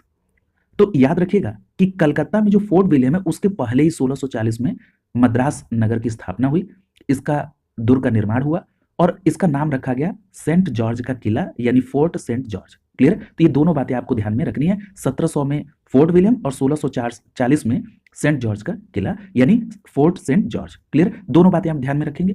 यहां पर आपने जैसे ही देखा मद्रास, तुरंत आपने क्या किया, बी विकल्प लगा दिया, फोर्ट सेंट जॉर्ज, और आप यहां पर इसका ईयर भी बताने में सक्षम है। क्लियर। यहां पर एक बात और ध्यान रखिए, अगर पूछा जाए कि जो फोर्ट सेंट जॉर्ज है वर्तमान में किस राज्य में है, तो याद रखेंगे तमिलनाडु में है, और ये जो जगह ये चेन्नई के नाम से जानी जाती है। अभी ये ब्रिटिश ईस्ट इंडिया कंपनी ने इसे, जो ये बात हो रही है फोर्ट सेंट जॉर्ज की, याद रखिएगा 1639 से 40 के बीच में इसको बनवाया था। क्लियर। तो ये बात आपको ध्यान में रखनी है। देखिए एक बात ध्यान में रखिएगा कि ये जो फोर्ट सेंट जॉर्ज है ये भारत में अंग्रेजों का पहला स्थापत्य माना जाता है। क्लियर। तो ये बात ध्यान में रखिएगा, अभी मैंने आपसे ईयर भी दोनों आपको बता दिया था, ठीक है, तो ये आप कंपेयर कर लेंगे। अगला देखिए, पूछा रहा है कि फोर्ट सेंट जॉर्ज भारत के किस राज्य में है, तो देखिए अभी मैंने चर्चा की तमिलनाडु, ए विकल्प सही हो जाएगा। अगला करा है कि निम्नलिखित किलों में से ब्रिटिश ने किसका सबसे पहले निर्माण कराया था। देखिए ईयर मैंने अभी आपसे कहा था ना, दोनों ध्यान में रखिएगा, ठीक है। तो सबसे पहले कौन था, अभी आपने पढ़ भी लिया है, फोर्ट सेंट जॉर्ज, यहां पर आपका बी विकल्प सही हो जाएगा, और आप इसको कहां से कोरिलेट करेंगे, मद्रास से। अगला करा है कि भारत में अंग्रेजी ईस्ट इंडिया कंपनी की पहली प्रेसिडेंसी कहां पर थी। भारत में अंग्रेजी ईस्ट इंडिया कंपनी की पहली प्रेसिडेंसी कहां पर थी। अब देखिए इस प्रश्न को देखिए, पहली प्रेसिडेंसी कहां पर थी, तो आपका सही जवाब क्या होगा, तो इसका पहला प्रेसिडेंसी का मतलब फोर्ट सेंट जॉर्ज की ही हो रही है। क्लियर। याद रखिएगा 1641 में कोरोमंडल तट पर फोर्ट सेंट जॉर्ज कंपनी का जो मुख्यालय बना, इसी को कंपनी का पहला प्रेसिडेंसी कहा गया। क्लियर। तो ये क्या हो जाएगा, यहां पर आपका ए विकल्प आंसर हो जाएगा। बहुत अच्छा प्रश्न पूछा गया, और इस तरह के प्रश्न अब आपसे पूछे जा रहे हैं, तो इसको ध्यान में रखेंगे, बहुत आसान प्रश्न है और इसकी पूरी कहानी आप जान रहे हैं। क्लियर। तो ये बात स्पष्ट हो गई। इसमें एक बात और याद रखिएगा, ये जो अभी आपने 1639 से 1640 की बात देखी थी, इसकी जरा कहानी समझ लीजिए। 1639 में विजयनगर के एक शासक होते हैं जिनका नाम है वेंकट द्वितीय, और विजयनगर के शासक वेंकट द्वितीय के सामंत थे, उनका नाम क्या है, तो उनका नाम है दमरेला वेंकटप्पा। दमरेला वेंकटप्पा, इन्होंने अंग्रेज फ्रांसीसी डे को मद्रास में एक किला बनाने की अनुमति दे दी। तो ये भी बात आपको क्लियर होगी कि मद्रास में जो अंग्रेज फ्रांसिस डे है, इसको किला बनाने की अनुमति किसने दी, तो दमरेला वेंकटप्पा ने, और ये सामंत किसका था, विजयनगर के शासक वेंकट द्वितीय का। यही किला आगे चलकर फोर्ट सेंट जॉर्ज के नाम से प्रसिद्ध हुआ, इसीलिए आपने इसके एस्टेब्लिशमेंट की ईयर देखी थी 1639 से 40। ये स्पष्ट हो गया। दूसरी बात, मैंने अभी आपसे कहा इस प्रश्न के उत्तर बताते समय कि 1641 में कोरोमंडल तट पर फोर्ट सेंट जॉर्ज कंपनी का मुख्यालय बना। कंपनी का ये क्या हो गया, पहला प्रेसिडेंसी बन गया। याद रखिएगा 1658 तक बंगाल, बिहार, उड़ीसा और कोरोमंडल तट समस्त अंग्रेजी फैक्ट्री सेंट जॉर्ज के अधीन आ गई थी। कब तक? 1658 तक। अगला देखिए, पूछा जा रहा है कि प्रारंभ में ब्रिटिश ईस्ट इंडिया कंपनी का लक्ष्य क्या था। तो इस पे भी चर्चा हो गई है कि प्रारंभ में ब्रिटिश ईस्ट इंडिया कंपनी का क्या था, व्यापार भूभाग नहीं। यहां पर आपका बी विकल्प आंसर हो जाएगा। क्लियर है, पूरी बात हो चुकी है। अगला देखिए, यहां तक मैंने ये भी बता दिया आपसे कि 31 दिसंबर 1600 को आप याद रखिएगा।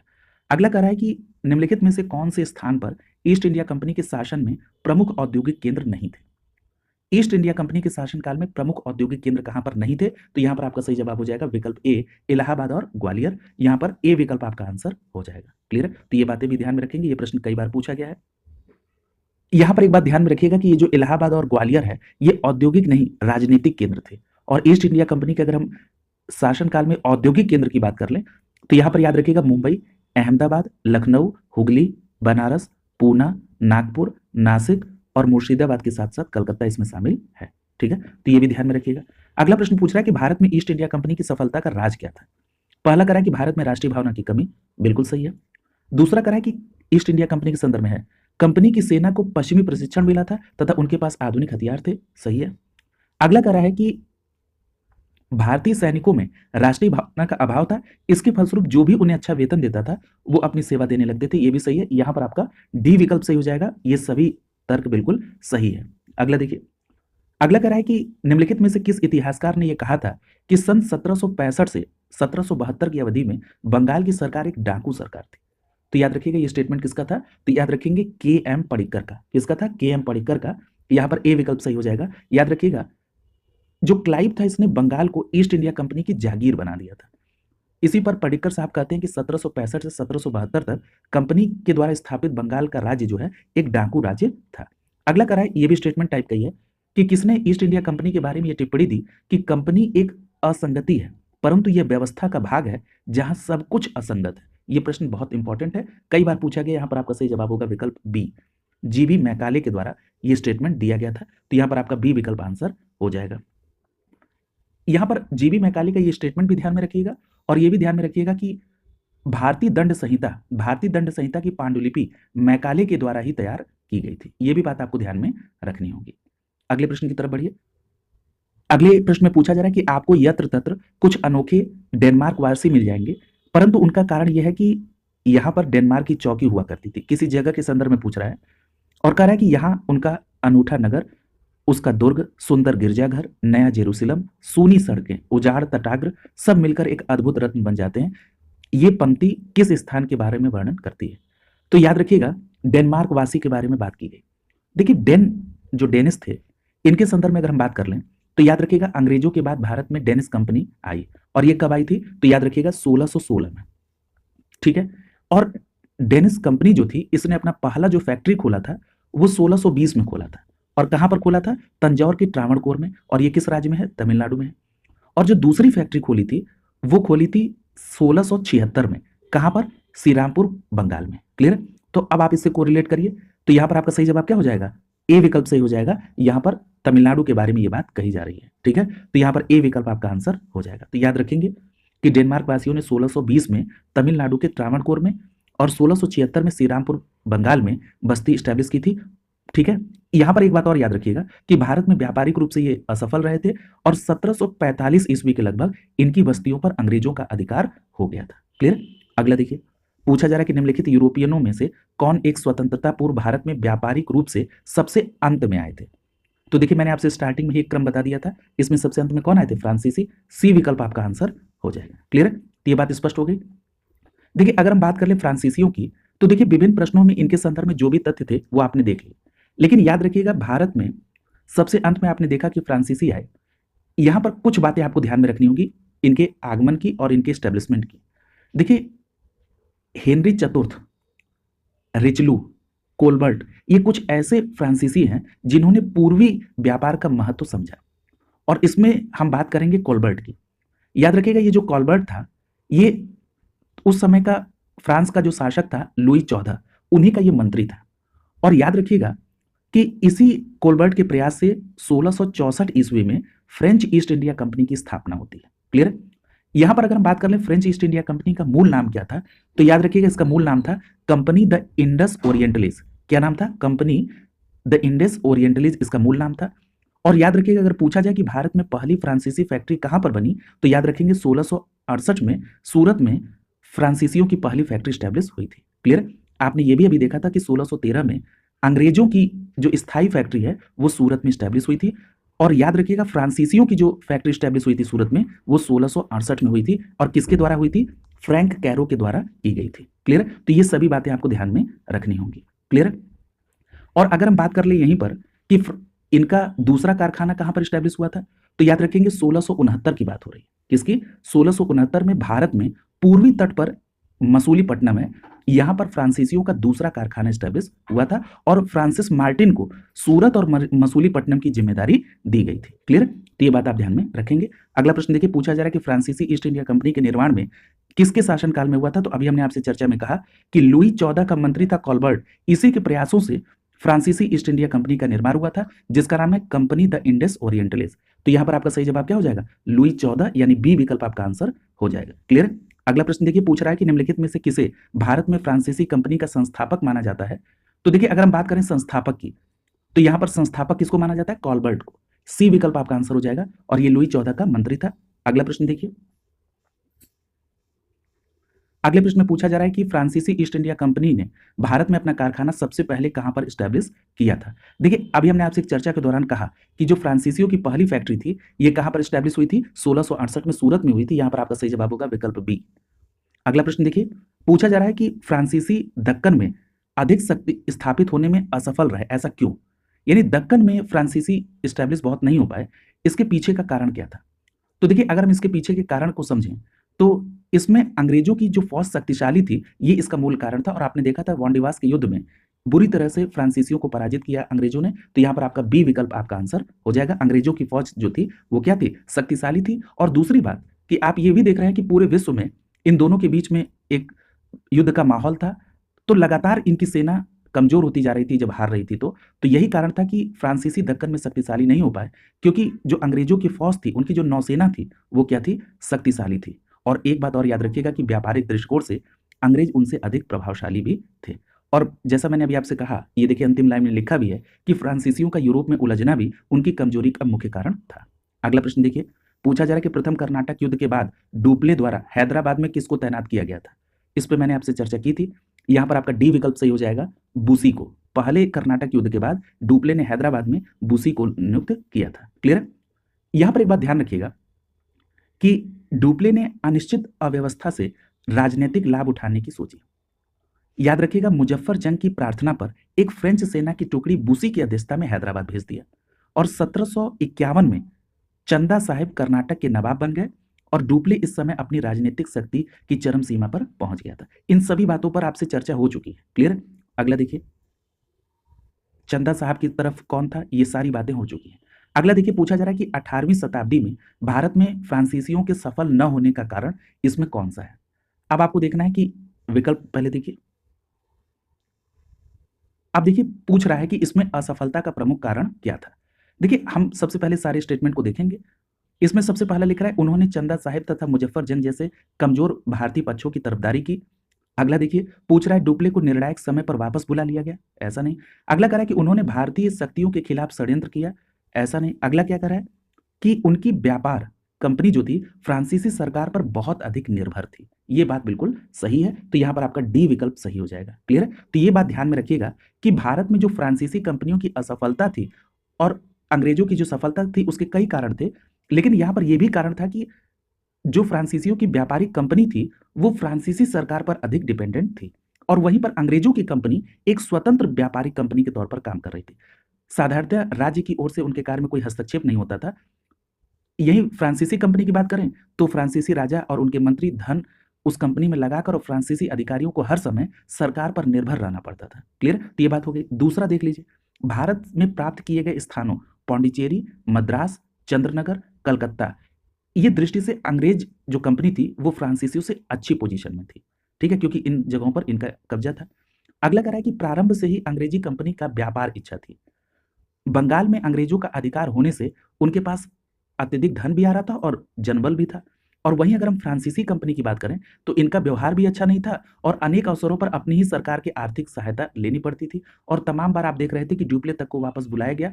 तो इस तरह का हस्तक्षेप वहां की सरकार का हमेशा होता था। दूसरी बात कि फ्रांसीसियों ने अपनी शक्ति भारत के अतिरिक्त यूरोप और अमेरिका में भी लगा रखी थी। इनमें भारत की ओर सबसे कम ध्यान था।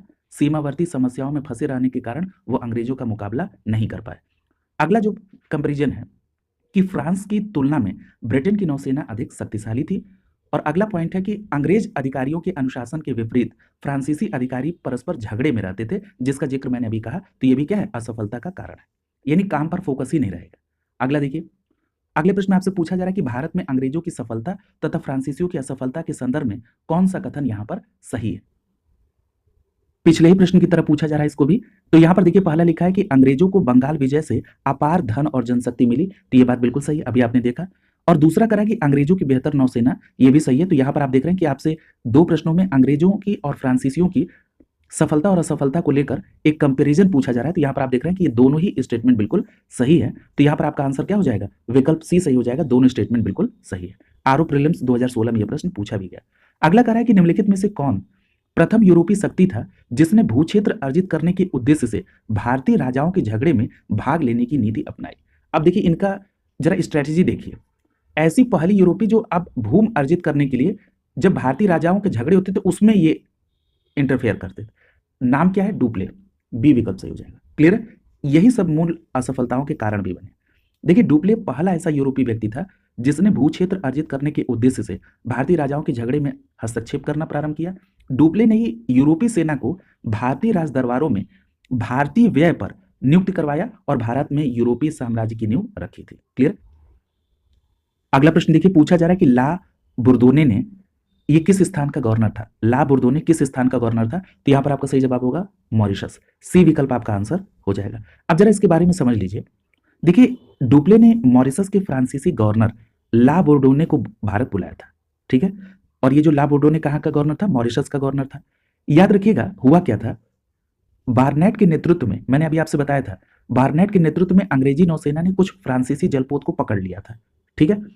अब इसी कारण से डुप्ले ने मॉरिशस के जो फ्रांसीसी गवर्नर थे जिनका नाम ला बोर्डोने था उनको यहां पर बुलाया और ला बोर्डोने 3000 सैनिकों के साथ कोरोमंडल के तट पर अंग्रेजी नौसेना को परास्त किया। तो ये लिंक है ला बोर्डोने का जो कि मॉरिशस के गवर्नर थे, ठीक है। तो देखिए यहां से आपने प्रीवियस अपने नॉलेज को इस नॉलेज के साथ कोरिलेट किया और आपका होलिस्टिक अप्रोच के साथ ये प्रश्न हो गया। अगला करा है कि कर्नाटक के नवाब के पद के लिए फ्रांसीसियों ने किसकी सहायता की थी। तो देखिए इस पे भी हमने आपसे चर्चा की थी कि दो गुट बन गए थे, एक फ्रांसीसियों का और एक अंग्रेजों का। यहां पूछ रहा है फ्रांसीसियों ने कर्नाटक में किसकी की थी। तो आपका जवाब होगा विकल्प बी, चंदा साहा, ठीक है। डिटेल बात हो चुकी है। कर्नाटक के नवाब अनवरुद्दीन और उनके बहनोई यानी चंदा साहब के बीच विवाद था और आप ये देख रहे हैं कि फ्रांसीसी गवर्नर डुप्ले ने कर्नाटक की सूबेदारी के लिए चंदा साहब को समर्थन दिया था। क्लियर। इस पर डिटेल चर्चा हो गई थी कि कर्नाटक और हैदराबाद में किसने किसका समर्थन किया था।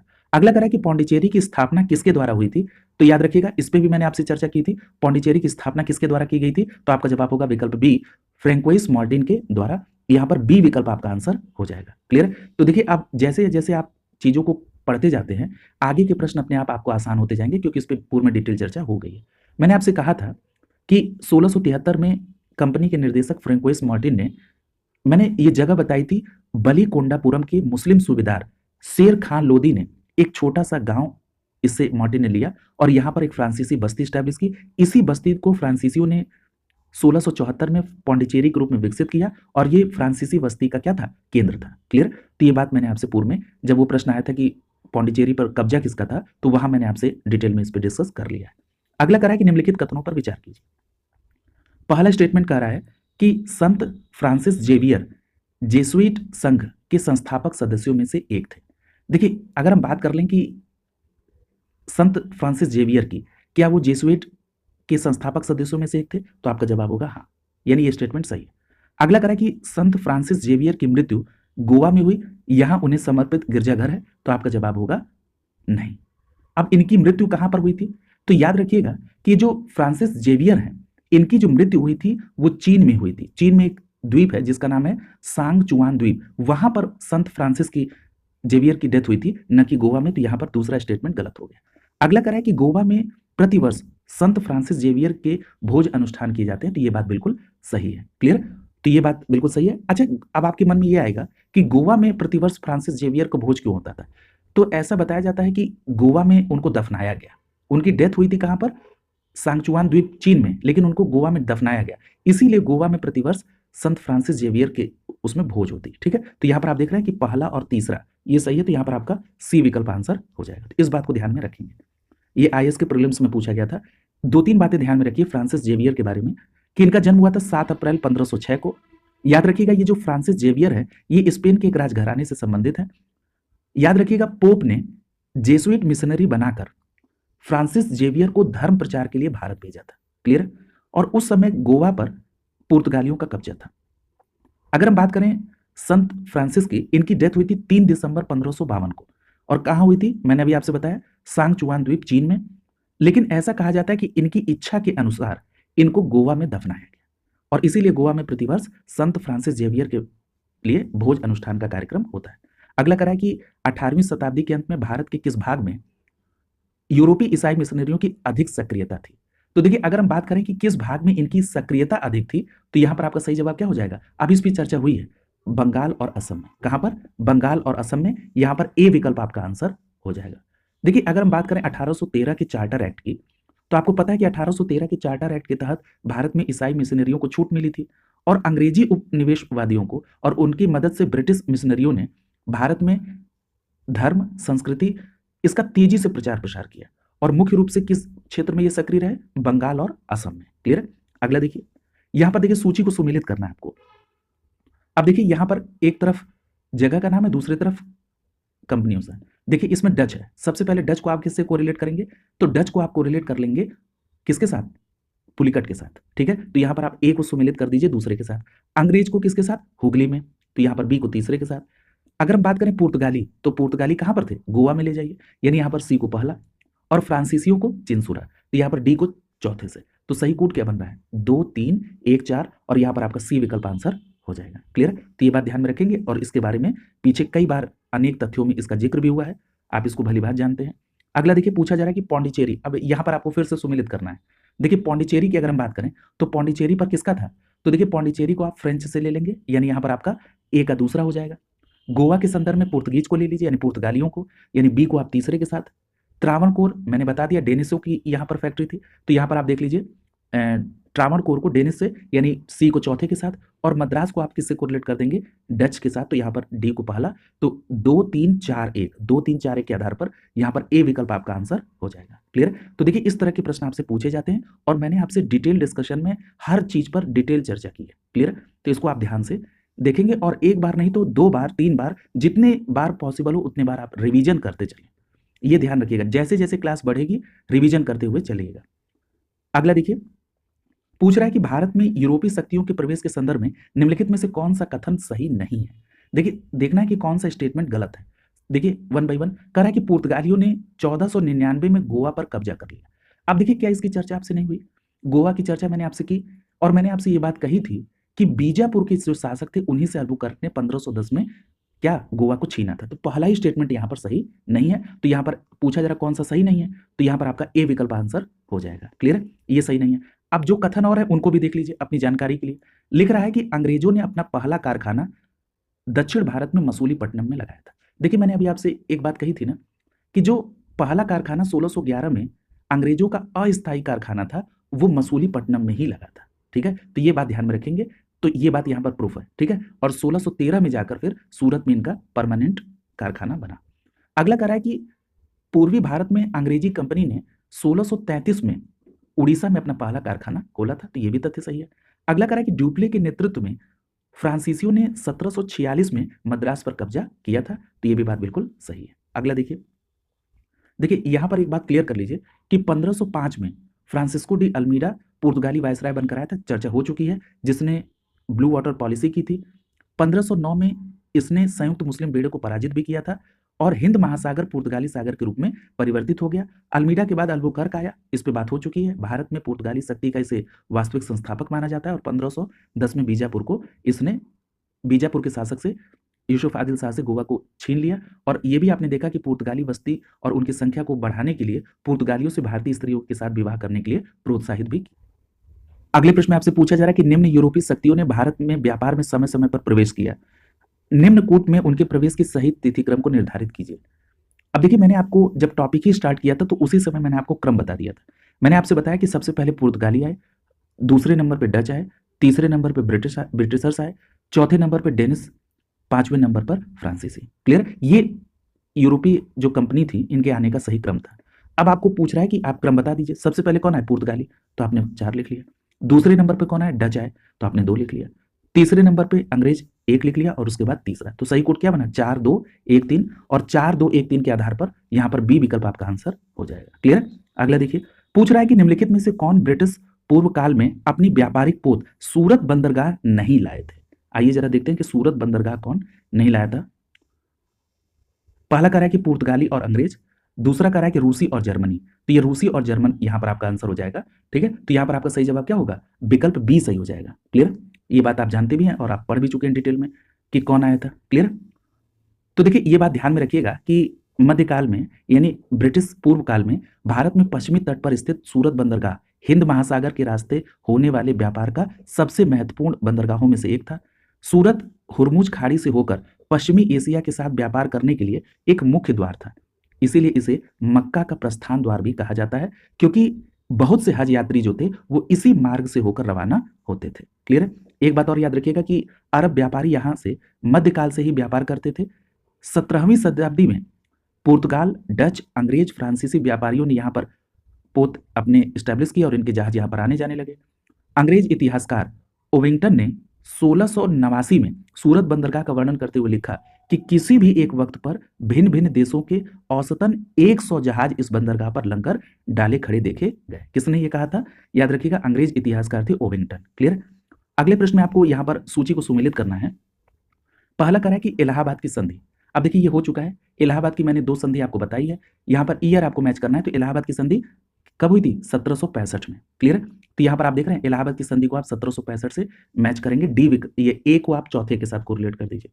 फिर करा है एक्स-ला चैपल संधि। अभी चर्चा हुई थी कि जो कर्नाटक का पहला युद्ध हुआ था 1748 में, यानी यहाँ पर बी को तीसरे के साथ।